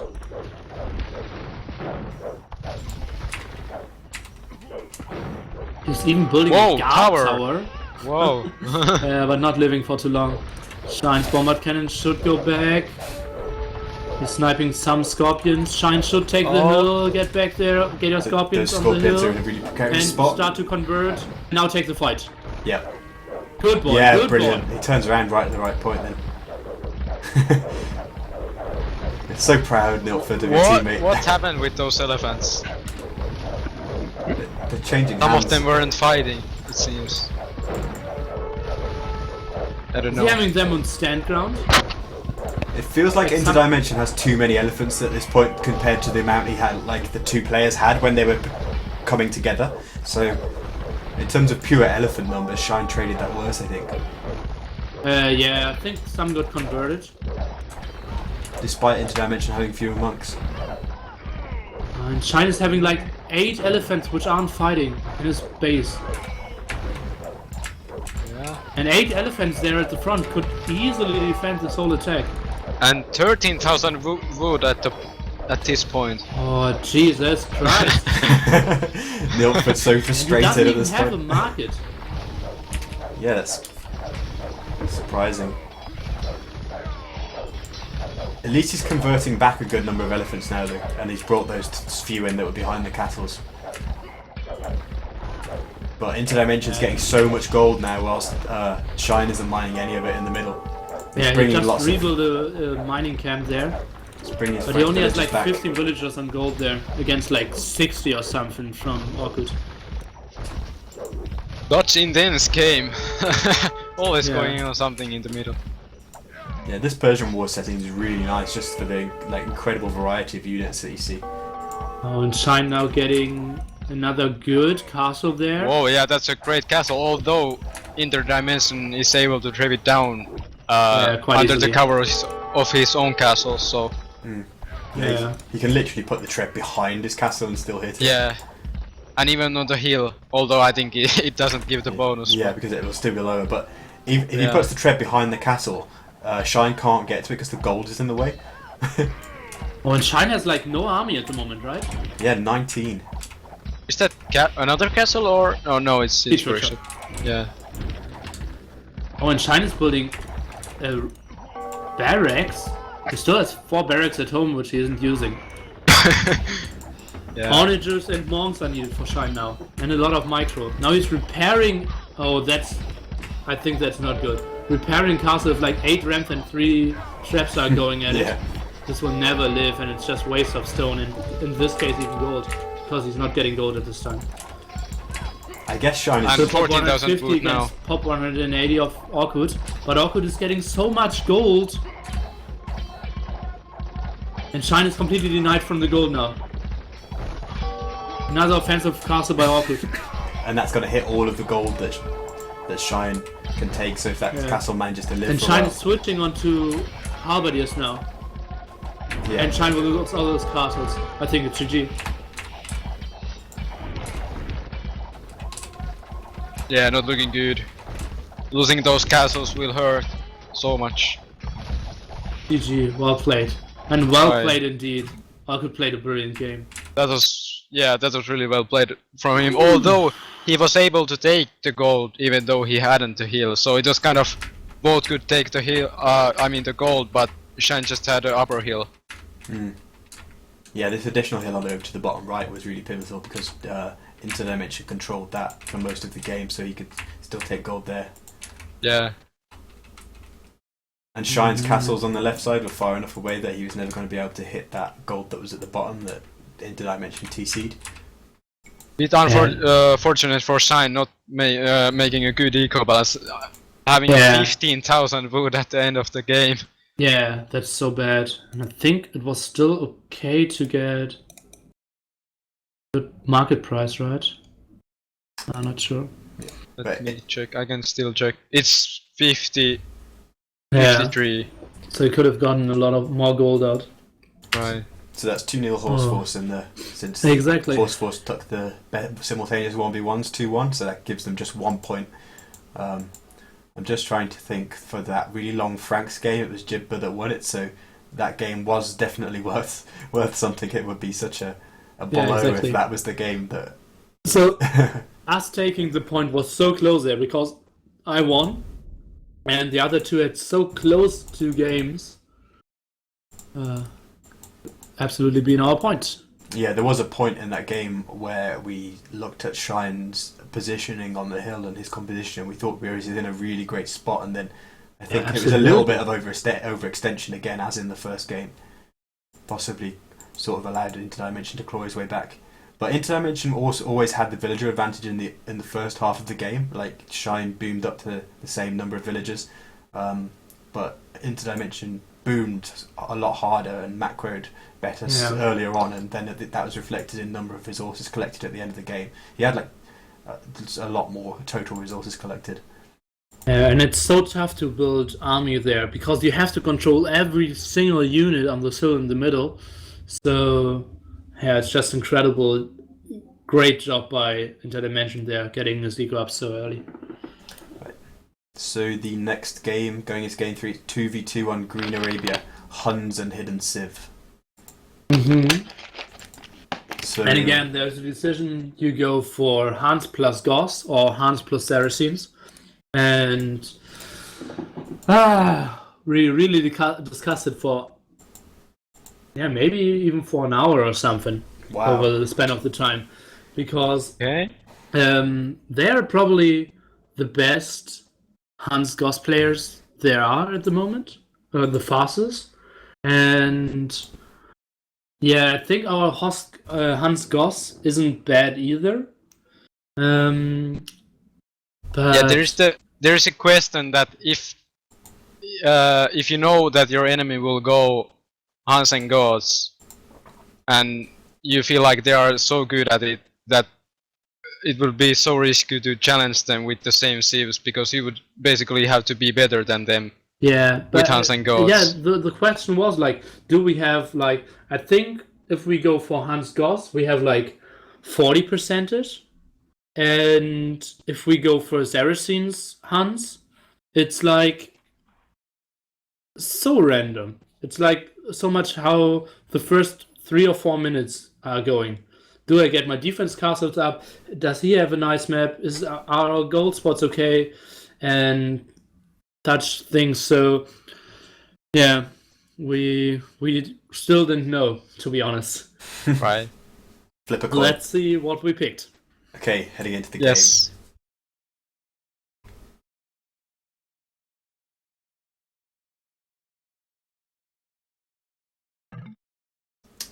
And you went Saracens, so we're not going to see mirrored 2v2. No. And on the... Oh, hang on, we need to wait for you two guys to get into the game so I can see who's versus who, but I guess it's very easy to cross over and double on this kind of map as well, isn't it? Well, yeah, it depends on... Some players are playing it differently, like Quendy A is always going like 1v1 mode now, like Tyrant A is always doubling, and... Okay, okay, go ahead. Analyzing the map, really unfortunate map for having the Saracen, because there is not a corner that is secured already. I mean, like, it will be a corner war, corner fight. Yeah. So you will not have a safe trade at the very beginning, most likely, which you want to really have as a Saracen player. The one nice thing, though, at least, that's sort of counteracting that, is that the Saracen player, TSU Shine, does actually have a lot of back gold stretching towards the corner if he's able to protect those. Yeah, that's really good for him. And nice blocking with those buildings, denying the god units coming to his base. That's really good.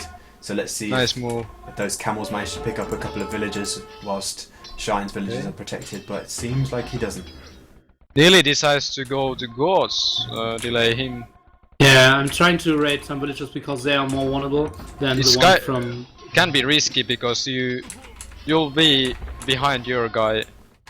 Yeah, but we expected to get a double anyways, so Shine needs to help me ASAP anyways. And so I decided to go for like, okay, we doubled, and now I need to have like 3 or 4 castles up as fast as possible in front of my base. And cheat bites down to 3 villages. Yeah, you did really nice job. Yeah, we did a great job there. And I'm what a bit slow with castles, to be honest. and a bit weird move from Interdimension. Where is he going with his army? At this point, he should go fully on you. Yeah, and it really, like, it's 4 minutes into the game and he hasn't moved out at all, has he, really? Because he wasn't receiving any Right. raiding, but it's taken him 4 minutes to get going. I don't know what you think of that as experienced deathmatch players, because I'm certainly not one. Well, he has a strategy of like, okay, I got the I think he market, wants to mass and he's more. just trying to mass, and then they try to come with two like pop 200 armies and just overrun me. So I should be going for even like 2 or 3 more castles at this stage. I'm only going for 3 defense castles, and I think it wouldn't hurt to have like 2 more. Oh, really unfortunate micro for Shine there. He's paddle puck there and well didn't take too much damage, but Okay, nice moves by me, to be honest. I'm still controlling some raiding on Jitba's side, send a lot there. that's Still really have a good. higher population than for Dimension. You want to keep the cosplayer out of farms as long as possible. And now Shine needs to send everything, and he's a bit late with building the siege onagers. He already should have like 1 siege shop up. And At this Jidba's stage. Halb's coming in, doing a lot of work on your paladins, then you've just lost all your paladins. So that's seen you take quite a lot of the population Yeah. behind. Now my 3 castles should be up already, Yeah. and they're only finishing now.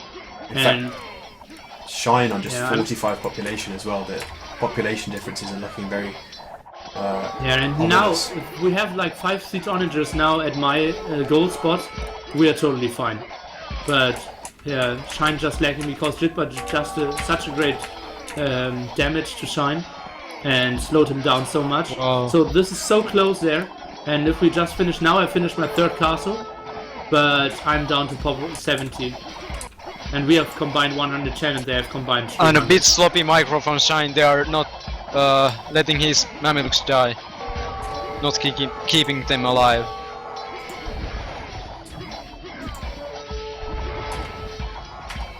So important to get the critical mass of Mamelukes against these civs. And the siege on are just not really in the best position either, because they're firing just random shots against the odd halberdier. They're not. You need them hitting the rams and hitting the cavalry archers if possible, don't you? Yeah, and even if my 2 castles now survive, we are in a quite okay spot. But Orkut's eco is now starting to run, and he can easily send just so much. And We are still combined at 130, they are combined up 290. and meanwhile, you are not able to secure any corner except your own corner there. Yeah, and Shine is losing 3 castles already. Yeah. That's And why you at want least to have a losing the 2nd. safe corner as Saracen. And it's Yeah, If we you maybe pick should have Saracen. restarted this map. But yeah, it's tough to decide. I think the map was okay to be played, but obviously could have been better, yeah. So Interdimension already wants to trade, but Jidba hasn't actually built any markets for him to trade to, even though I think they've got enough map control to do that. Yeah, exactly. And now it kind of feels like we're stabilizing. I get my next castle up, Shine is getting out enough onagers, but we're obviously struggling to get... Looking at your army counts, they are really low. Yeah, I'm losing so much. Rather than 30 and 20. rather than stabilization, it more felt like the other team okay. just pausing to it remass. Yeah, I thought that we had enough castles up there, but... And Shine losing his castle at his base, not really good for him. Yeah, I've been focusing on the And bottom side too much. There's the GG. But, yeah, Whoa. that was a pretty fast one. So there's just population differences and ability to mass and just proving decisive. So, Yeah, and I think the main difference was like Jit being so fast and doing so much pressure on Shine, and Shine not being able to send me a siege workshop. You see the siege workshop in top of my base. If this one is there like at minute 4 or something, and the first onagers can help at minute 5, then I will never die in this situation. And then we win the game. But yeah, Jitba just too strong, denying Shine too much. Someone question from the chat is saying, "What is Teal's resources?" It seems like Shine at the finish of the game had an enormous amount of resources still in the bank, 2,500 gold and over 10,000 food and wood. Yeah, obviously it's tough to get all the resources on the map that early. No, I don't mean the resources on the map. Like he hadn't spent his. Oh, do you mean translate the resources into units? Sorry, yeah, I understand you. Especially as he's building units from castles and siege workshops, and obviously it takes a long time to get all those castles up. Yeah. And if you're losing your buildings as well. Great job by Jitbot there, building it forward. Yeah. And like Interdimension's army was always enormous, and we said right at the start, like Interdimension took a few minutes to move out, but in the end, the fact that he moved out with a gigantic mass, like you did sort of match the numbers, but some of your numbers were on the other side, and he never really lost that mass that he started off with. Like he built to 100 army, and then he'd still got 100 army at the end. Like never seemed to lose it.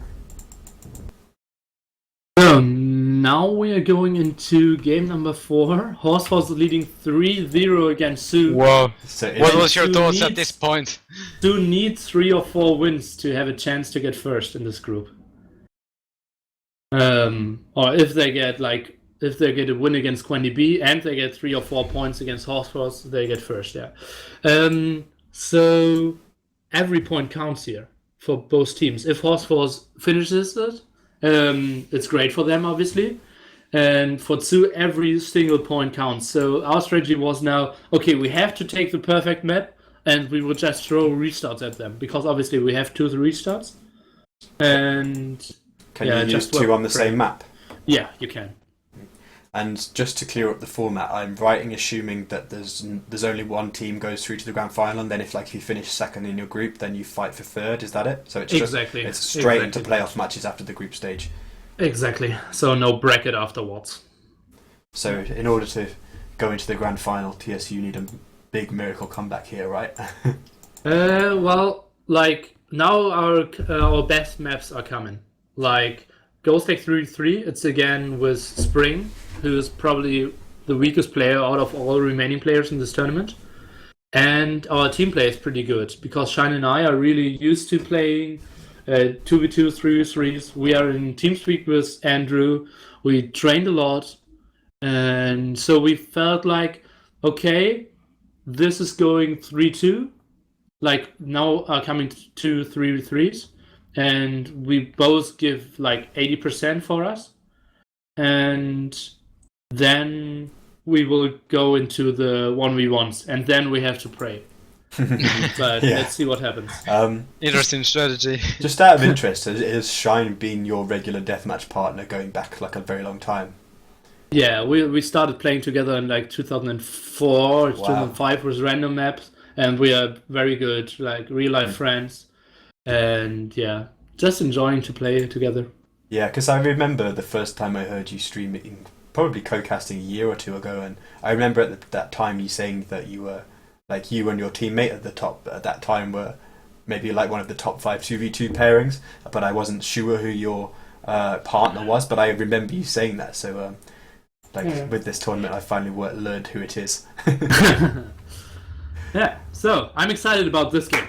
Let's see if Horseforce can close it out 4-0, or if Tsu is trying to start a comeback. Yep.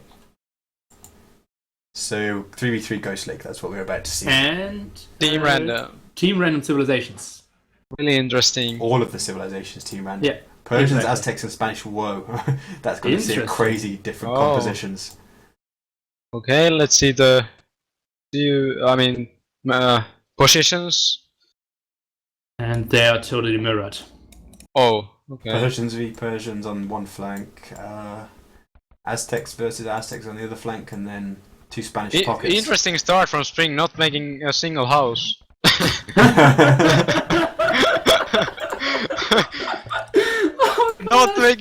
Still not making a house. Yeah, he's Hans only. He's a Hans only player. Remember that. Whoa! Right? What is this start? Only. And Siege Workshop as Aztec. Whoa, interesting. And Pikemen. He will struggle. This is such biased casting, guys. No, it isn't. Yeah, I said before the games that it wouldn't be good if I casted them. No, it's great to have an insight into how things Yeah, are for being sure, thought it's through. great. Yeah. It was worse before, so let's see. So the thing is, I'm Persian's flank, which is pretty tough. A lot of Spanish trade stables. helps a lot. Yeah, a lot of stables by me, right? Yeah, I What love was idea to. behind that? I think it's better to just get some map control, and it's like better against doubles as well. And Okay. since I'm getting slung, or at least hopefully I'm getting a lot of sling, From it's Shine, okay right? to actually from both players I should get sling, Whoa. but mainly from Shine, obviously, yeah. So I thought like having 40 paladins extra won't hurt. Yeah, it's quite interesting the dynamic between 1v1 Persian War and then Persian War and a flank in a team game. Because we barely saw any paladins in that first Persian War, but now they seem to be the unit of choice for both players to start off with. Yeah, and you can see Interdimensional is building it more like a 1v1 build. Halberdiers, Scorpions, and I think I will skip Halberdiers completely. Because, Yeah, that's what I would do also in team game. Yeah, because if I get Sling, Halberdiers is just blocking my perfect pop 200 army. So I Correct. absolutely only want Elephants and Scorpions. And yeah, as you can see, Spring with the start is struggling a bit, but Jitba is sending a lot of paladins there. And I think Demo went a bit too early on Conquistadors there. Conquistadors, you said? Yeah, it's a bit too early, I think. Mass Paladins is way Yeah, more Mass Paladins is really He's going strong. for 5 Although, stables, and Jitba went for 7 stables. And you can see, although they had the advantage against Spring, Jitba is bringing them back into the game. It's incredibly hard to watch what's going on. Yeah, in there's so different much going places, on. because Yeah. it's hard enough in Yeah. random map, but then you've got to throw in the fast speed as well. Jitba trying to do a nice flanking move there, right there. Let's see how the fight goes. And Jitba has just so much more units than Demo there. Oh, it's so hard to say who will win that fight. But it will be crucial. Yeah, as you can see, Shine is Okay. dropping so much. Andrew is going back with all his army. Yeah, it feels like that was a really nice fight with Jibber and Spring there. But now they're pushing into bigger massive units from Andrew, so it's perhaps kind of wasting the kill to death ratio that they just picked up. On the right hand side, 2 Persian players both transitioning to some elephants and scorpions, so we're starting to see a little bit more of that 1v1 composition from the two, you know. Looks relatively even, but you'll be retreating and remassing a little bit.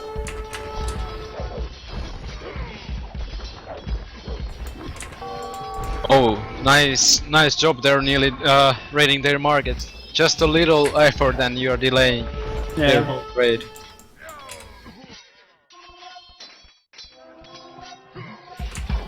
And I took a good fight against Interdimension, who has a way higher population than me, but still, And still has.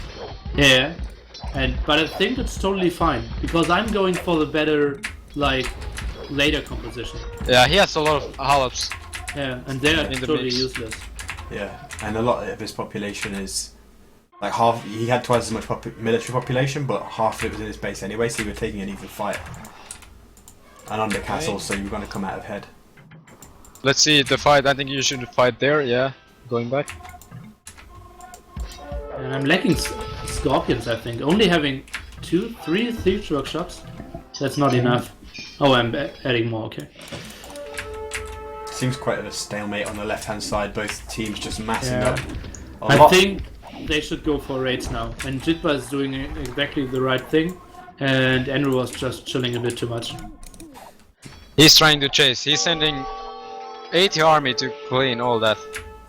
Yeah, Probably two, shouldn't oh send, wow, yeah, 2 full groups of paladins, and then paladins and conks for like 15 paladins. And obviously now Shine would be so vulnerable. But Andrew Right. has 112 military at this time.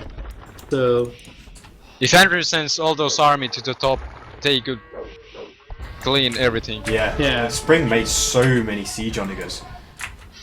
Yeah, that's a huge mess. And seems like far too many considering the composition of the opposing army.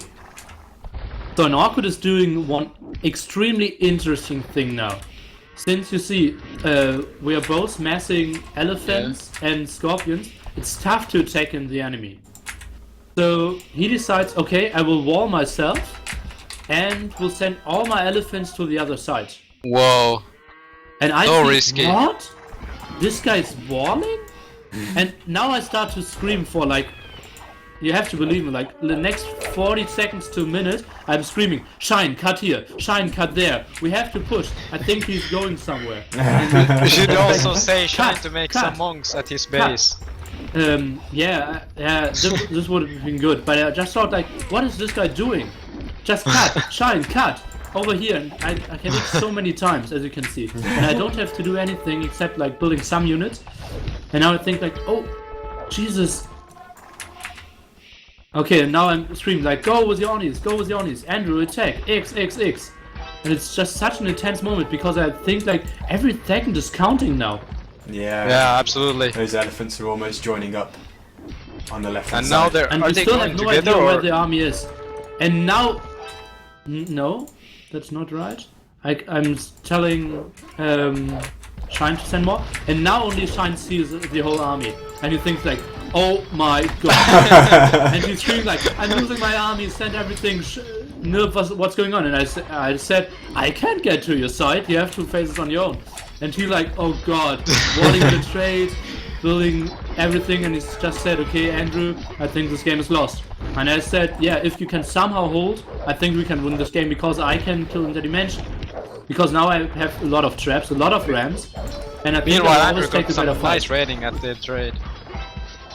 Yeah, Yeah, those that's cogs. true. Let's see the fight. But it was clear that Shine will lose all his base now. What did you post? Did you post just because of that? No. Shine was like shortly away, but yeah, we took like 10 seconds to talk about it. Yeah, but it wasn't the main intent of the post. Looks like you're having less army there. Yeah. Against- Interdimension managed to remass the elephants on the right hand No, side as well. I have more scorps. He has no scorps. I will easily win this fight. Will you? Yeah. No little scores. Okay. Yeah, well, you're having the upper Yeah, hill. he's got some hill bonus as well, but I don't No. see any sling that nobody has slung you, really. Why is Yeah. that? Look how good I am. No, I'm just wondering. You said at the start that you will get slung, but you Yeah, didn't get that's any. what I was hoping for as well. Yeah. did you talk about it or were you just silently hoping? Yeah, no. We talked about Silently it, but, hoping. like it was so many intense fights all the time. So now I killed one caster of Orkut, and still at the other side. When Orkut came there, if Spring just prepared like 10 traps or 20 rams, they would be at the trade now. But you can see Shine just walling, fortified wall, 4 layers, building castles everywhere, and yeah, just great defense by Shine there. And in the meantime, you're taking down all the castles in Interdimension, which means you'll have elephants versus no elephants on this side shortly, Exactly. or ability to produce elephants anyway, since Interdimension still has some mass backwards, but that will be potentially decisive because elephants just able to tank so much. Let's take a look at Shine's and Andrew's resources. Why aren't they sending me food? They have 6k and 4k, and I'm struggling with 200. I have to wait for 200 to build the next elephant. Spring adding some arbalests, so that you don't see many arbalests in deathmatch games that I've seen anyway. Yeah, not in team games, that's true. Not ideal to make Aztecs arbalists. They are so weak, lacking time ring and Yeah. the last armor And if upgrade. the opponent makes, against, especially being against Aztecs as well, like the guy can make a couple of siege onagers, and it's so hard to micro against the siege onager. Like random map games, you dodge onager shots all the time and micro, but Yeah, it's deathmatch fast you're not going to speed. do that, are you? No. No, not really, and yeah, managing, like, micromanaging single units is so tough in deathmatch because you can't do anything else, and there's so much stuff going on at the This is same an time. awesome trade raid from Andrew though. He's got so many Conks parks in the trade and Paladins protecting them as well. Whoa, that's really good.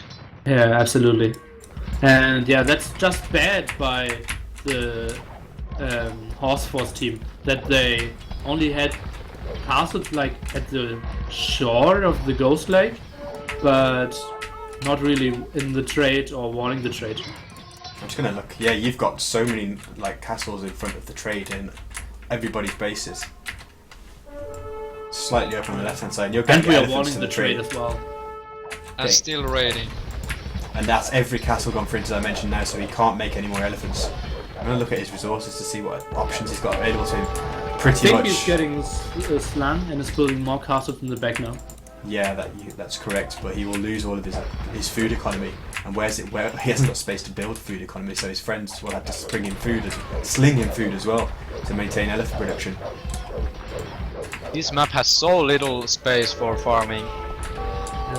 They still have combined 6k and I have 100, so they should absolutely send me a lot of food. I think that's poor team play by us. Seems like both sides just remassing on the left as well, so it's the main action is in that push on the right. You look how many trade cards went down where Andrew had his conquistadors. I mean, there's still a lot of trade, but that is a lot of cards to lose. Really nice raid from him.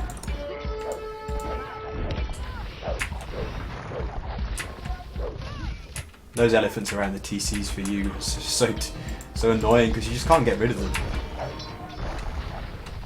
And now Orchid is building a monk defense, and since I don't have the greatest eco just yet and not getting any sling, I will not get into this like 60 elephant mass.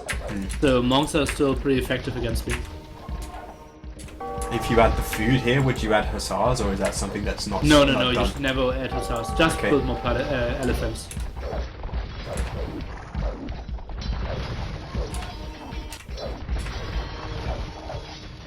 Yeah, it's tough for me to kind Yeah. of understand the mind of a deathmatch player here because Yeah, it's totally fine. But basically it's impossible to counter a huge amount of elephants with monks because you need so many clicks, you can't Um, micro it enough on fast speed, yeah. can you? and like even if you convert like 5 to 10 elephants, I'm totally fine if I still have like 40-50 left. And then what is he doing? So- Either domains and only having 40 villagers. Really struggling with. So now you can see I had all my elephants spread around, and after I saw he was going for monks, I sent all my elephants to one space and asked for onager support and Andrew as well. So now we are all playing there to get my army even stronger. I'm kind of puzzled because I haven't really seen Jitba participating in fighting too much in the last few minutes, and he's massed a lot, and he's actually now finally moving some conks and paladins, but it seems like he hasn't been doing much for the past few minutes.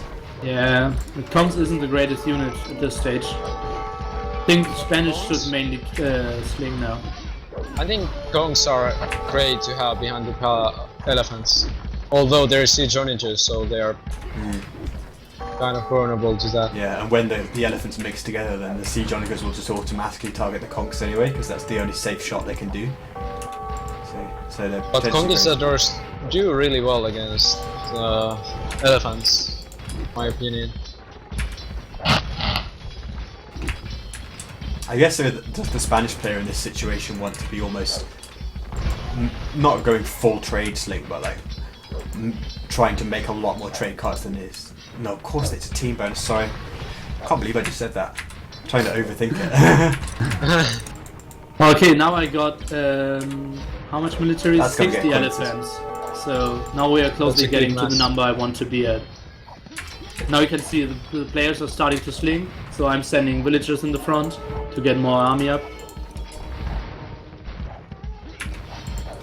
That, And now that, the- that hill is really good there.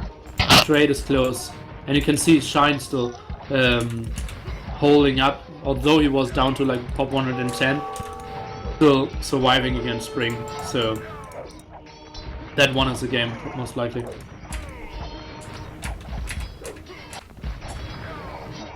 Yeah, this elephant mass from you with Andrew's conk support is looking pretty unstoppable over here, and you've got the siege to back it up as well. Although Jibba's conks position pretty nicely. Shots. Yeah. But so it isn't a problem if we like trade not too well there. Oh At yeah, the those same time, my shots. traps are shooting against on the castles. So And you're almost we at the get- trade as well. yeah. And if we just get more castles down of interdimension, we're totally fine. Yeah, I mean, Andrew's conks can almost go into the trade again on the right side now. They're almost ready to go in there. So that's gonna. And even Gong's getting even more hits from this, so.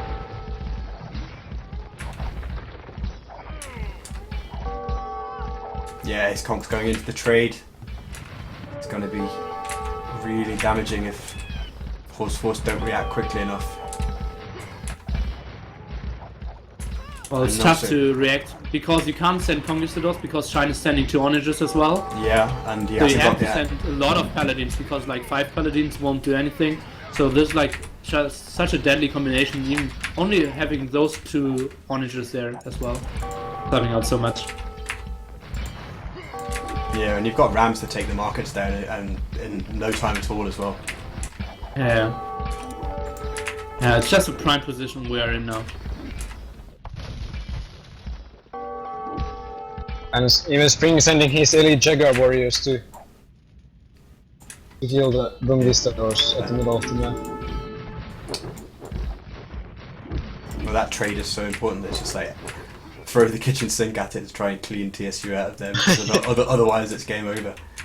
But yeah, GG. Yeah. I think so the that game-winning was- thing was, I think, Shine surviving on the Yeah. other side, and then me just That was pushing through. really good game reading from you, Neely, seeing the elephants going other side and No, I didn't see reacting the elephants straight going to other that. side. I saw him walling. If he would not have walled, I Oh, think we would have okay. chilled like 1 minute more, and then they would have won. So you It's didn't only see because them he going? walled. No, Oh. I didn't see them moving. Alright. I had no idea. I only saw like walling, and why would he ever wall if he's not doubling the other side? Yeah. That's a nice game reading there. It must have been such a tense minute though, where you didn't know where those elephants are, and Oh, you just no, think we that didn't. 30 elephants could appear on any point of the map at any moment, and you're like, where are they going to appear? Where are they going to screw us up? Yeah. That was Yeah. insane kill to death ratios for like mirror reverse for the Persian players though, because you've got plus 200 and interdimension minus 200, and being minus Yeah. 200 KD when you're mostly making war elephants. It's quite interesting. I mean, he did add in a lot of halberdiers initially, so that could be where it's coming from. But Yeah, and then I had some fights against paladins as well, and against conquistadors, so and villagers obviously. trying to see. So, Sue starting the comeback. The dream is real. Yeah, your trade Wow. was so much better as well, and that would have been due to Andrew getting into the trade multiple times Yeah, with Conquistadors. I mean, you've got about 42k trade versus about 31k, so 25% more trade for you because of Andrew's raiding with Conks. Really nice. Yeah, nice job by him there. Alright, the dream is on for TSU and Milford. 3-1. Let's go into the next game, which is going to be Map Pack, Franks, Mongols and Huns. Exactly, map pack again for you guys. It's Gold Rush, Continental, Baltic, Graveyards, Atacama, Prairie, and Ghost Lake. So, before we head into that game, how do you think about assigning the civs to each player? Presumably. Well, since Andrew is coming from AOK, he's pretty well performing with Andy Franks. I think Shine has like one of the best manual controls in the world. So I think those are pretty clear. And I got special training from Kellen for Hans, so I'm feeling okay, confident with them as well. So this was like one of the easiest decisions for us, like who's taking which civilization here. Okay. Right. Let's head in to the game. Map Pack, let's see what we get. Hopefully it's a different one to what we had to start off with. Usually, whatever map is it is from the map you want to have Mongol Pocket. Let's see.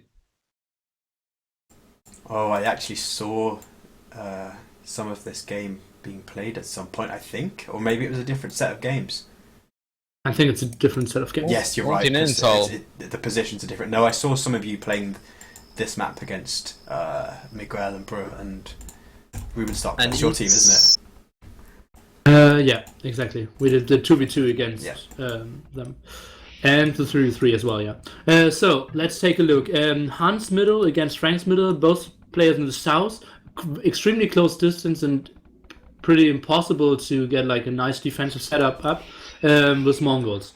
So it was quite obvious that the most fight will go on the south, and we will have Andrew against Spring kind of playing a 1v1 in the north. Okay. And we thought about a long time, like during the whole 2 minutes, do we want to restart or not? And I got the market, I got a lot of stables up, and Shine start was okay, so we decided to continue playing. But I prefer having Frank Pocket. If yeah, it Frank Pocket is a was bit about better, Han or obviously. Frank. Yeah, obviously it's better, but we still thought that Andrew should have an edge against Spring, and I thought like I could get a lot of villagers from Interdimension because he had a pretty ugly map as well against the raid, and Shine thought like he could get a good defense up. How important is the water control on this map? Like, to what extent will any of you take the water, or will it be maybe kind of a late game thing where you start adding cannon galleons or something like that? Well, even that isn't figured out too much. Yeah. On 2v2 it's more important than on 3v3. Okay then. Yeah, but I think it like, also depends on the map.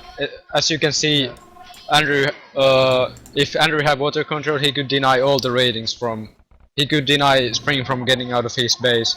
But for Andrew, example, between Shine and Interdimension, Yeah. the water control is not that important. absolutely, Andrew and Spring should both rush to have a lot of docks, but neither of them did. Right. So that's poor play by both of them. Some idle paladins from nearly there. Yeah, Kind of struggling against two. yeah, absolutely, and China screaming like, "What? What are you doing?" And Really I'm get sitting over with here. 80 army, just one screen above. So, but I said like, and he said, "Yeah, okay, I'm dead." And I said, "Okay, if you would chill, I would clear this up." Okay. It's being a bit slow. Shine losing everything. Yeah, this was pretty bad by me. Look at this, I have so much army and Shine still lost so much time there, not getting his gold spots because of me. I think I should have waypointed a bit more on the hill where I'm standing with my Kaffa just now. So this was just like very bad play by me. You see, this is why it's fine to cast or co-cast during games, because you're at least very balanced about it. You're pointing out your mistakes. And I, like, as you can see on the left hand side now, water would kill everything. Right. So, Yeah. Just some galleons would help both players so much. Okay. And Shine is having pushing very back. bad gold spots, as you can see. Right. Yeah. Really unfortunate. Having the both extra Yeah, main goal. four Two. tight gold piles. Really for. Yeah, I should sling Shine gold now. Those extra gold piles for Shine are almost in Interdimension's base, like the furthest forward one. Yeah. Yeah.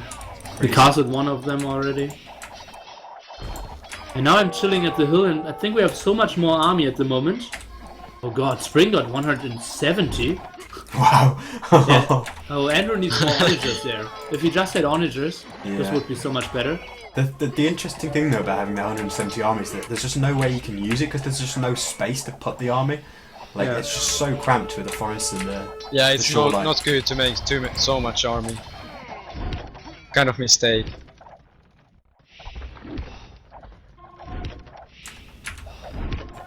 But this is looking very nice for you, starting to mass up the trebs in the south side.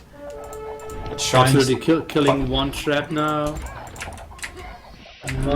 One thing I don't like, Shine is investing.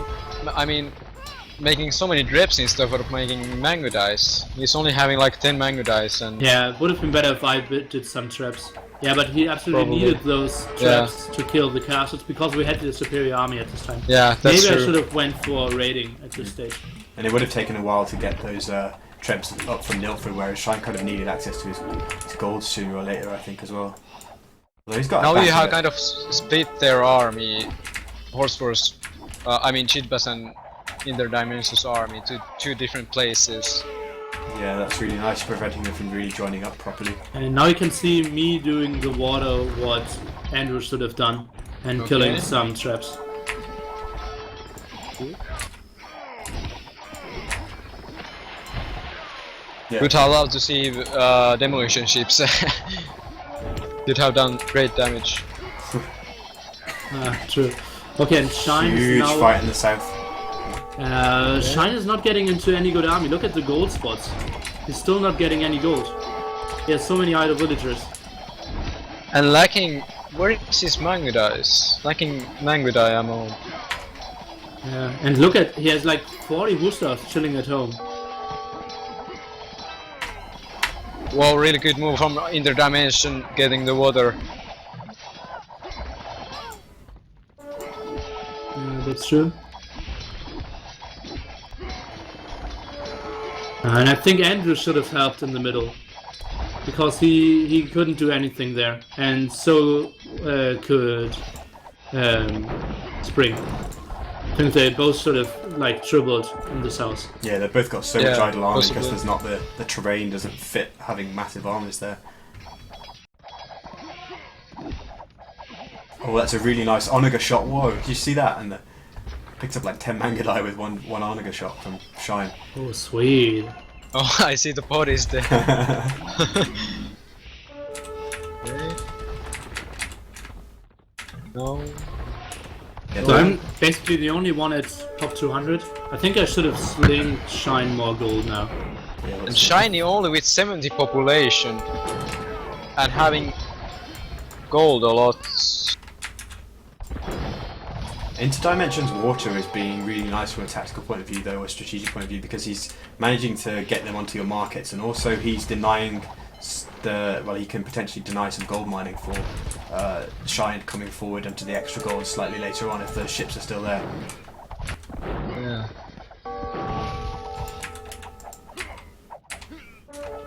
And Shine finally getting some production out with his Mangudais. Where are you actually planning on trading? I see you making markets at the left side of the Well, map. the plan is from me to Shine. Yeah, but there is no shallows going between you. Yeah, It's that's looking the big really problem. unfortunate But for we you. only realized that like at minute 20 as well in the game. Okay. Or at Yeah. minute 12 or something, but way too late. Yeah, but that could have been a reason to restart as well, yeah. Yeah, but it's so hard. I mean, like you don't watch your trade line at minute at the first 2 Yeah. minutes in this map. You watch for the distance and for the positions and try to survive. Yeah, the start's so fast and important, you're not going to be looking for shallows on the map. Absolutely. Spring's docks are quite nice because like he can reinforce that fight quite easily, and also it stops you trading on that map, edge of the map as well.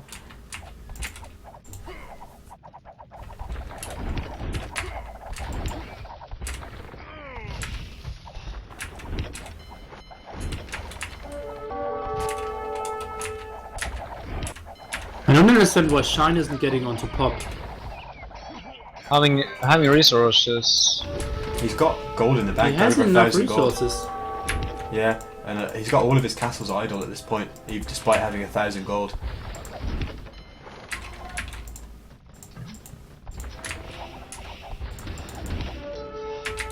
And producing some siege onagers at least.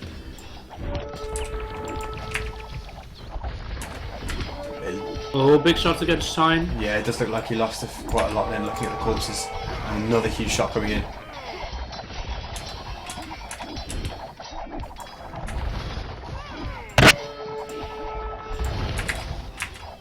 I should retreat. Oh god, losing a lot there.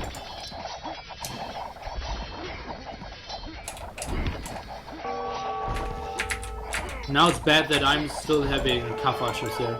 Right. We would need every Paladin of Andrew, and he's still chilling at the other side. Yeah, he's having 40 paladins at his base island. Yeah, that's so bad.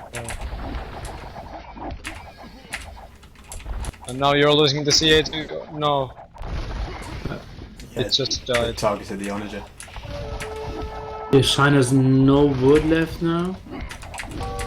And the Wow. Dre is going through the battlefield. Really unfortunate Yeah. not having the shallows.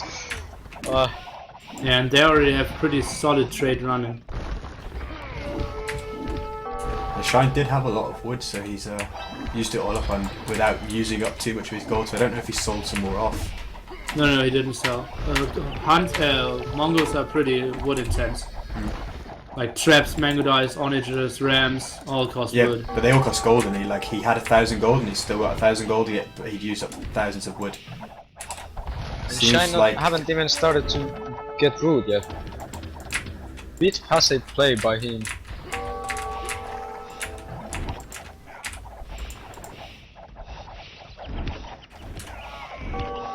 Or the paladins arriving from Andrew. Yeah, now we should take a fight.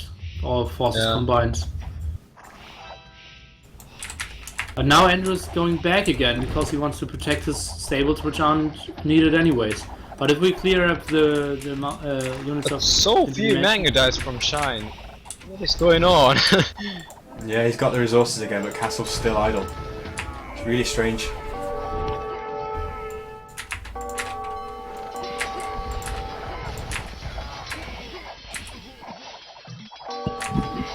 Map is such a mess. Yeah, don't know where to look at. Really hard to figure out where to look at. It seems like Spring was actually trying to get some cavalry archers sat in the trade, but didn't pick up too many cards. Like Andrew's paladins reacted to it. Yeah, and we don't have much trades to kill. Yeah. Yeah. Meanwhile, Horseforce has like pretty smooth trade line. Yeah, absolutely. The Yeah. shallow For is at Continental, the right this spot. is, like superb. Yeah, that shallow is just so OP. Like it's So almost as if we're they pushing in the middle now. it's almost as if they designed the map themselves. Fight, but the castle goes up anyways. The two castles on that hill is really important with the amount of gold that's there as well. Weird place for lumber camp for Shine there.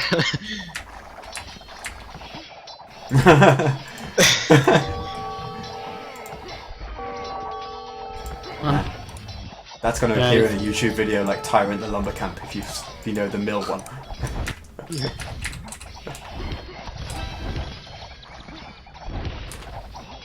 So it's so tough to judge now what you should do. In my position, like I'm trying to control water because I think I can give Andrew some breathing time then. And yeah, obviously, oh yeah, onagers on the side of Andrew would have been so much better as well. Think about it, like Andrew sending 60 paladins to Shine and Shine only sending 4 onagers to Andrew would have been the same effect. Spring couldn't attack, and yeah, and now sadly obviously our trade is running all through the whole army. Yeah, that's really bad for your team. Not having the safe trade. But at the same time, you cannot just resign the water. You have to keep making some ships and also land army. Yeah, it's so tough to judge where to build what. And now Shine is down to 0 gold. Oh yeah. 0 gold with only 7 Mangudai and 9 Sea Conquerors and a few ships. So he's... But still a goal to mine at his base. Yeah, in fact, he's got access to a full second tile and second gold pile, like secondary, and third gold pile, but they're kind of forward, which is, we said at the start, that was the unfortunate map generation. You're getting some galleys into their trade though, possibly, if they actually stay there, which would be really nice to kind of crawl it back for This you. was kind of my last move. If I kill like 40 trade cards here, we still have a chance. Because now, look at our trade. We have like 0 cards left. Shine cannot build any army. I can't send stuff because I'm down in gold as well. And yeah, if we can't clear this up in the trade, it's GG pretty soon.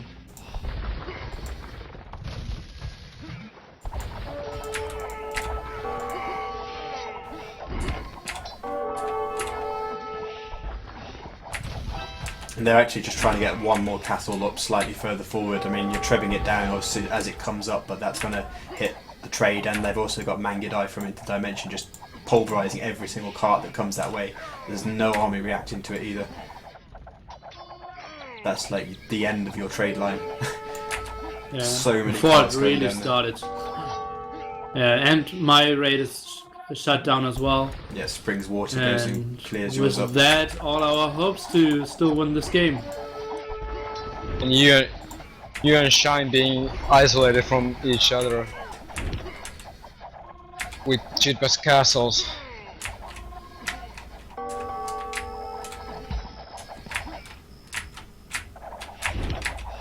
So GG, well played, and Gretz. Horse was beating 2 4-1. Pretty disappointing for all 2 players, if I can tell you that little inside info. Yeah, so 2 obviously not being able to reach the first place. Games against Quenny B decide if they reach second, third, or fourth. Not so nice. Maybe we should have picked a restart in this game because of the positioning on Shine. But I think if he got all his resources on the map, took his hills, I think it would have been fine. Yeah. And I think our team play with Andrew was pretty poor as well. Like, he didn't get any water. I didn't get too much water for him. And then he just camped way too much when we absolutely needed him in this house. Mm. Yeah, if you'd have got Shine's castles a bit more forward in the sense of to the east, then that would have kept your trade line alive, even though it wouldn't have been the best. But at the end of the game, they'd got 9,000 already compared to you guys like 1,800 trade, and that was only, that was only going to grow and grow and grow. And yours, like, you just couldn't resist because you couldn't replace anything all of a sudden. So that was pretty much the end. Like, the trade was decisive, and perhaps, as Rubenstock and I think yourself mentioned, like, maybe a more thorough look at the map and the potential trade routes could have been your saving grace in that game. But it's so hard to do because the start is so fast and so critical. Like, it's really hard to think about the what the trade route looks like at the start, I would imagine. Yeah, absolutely.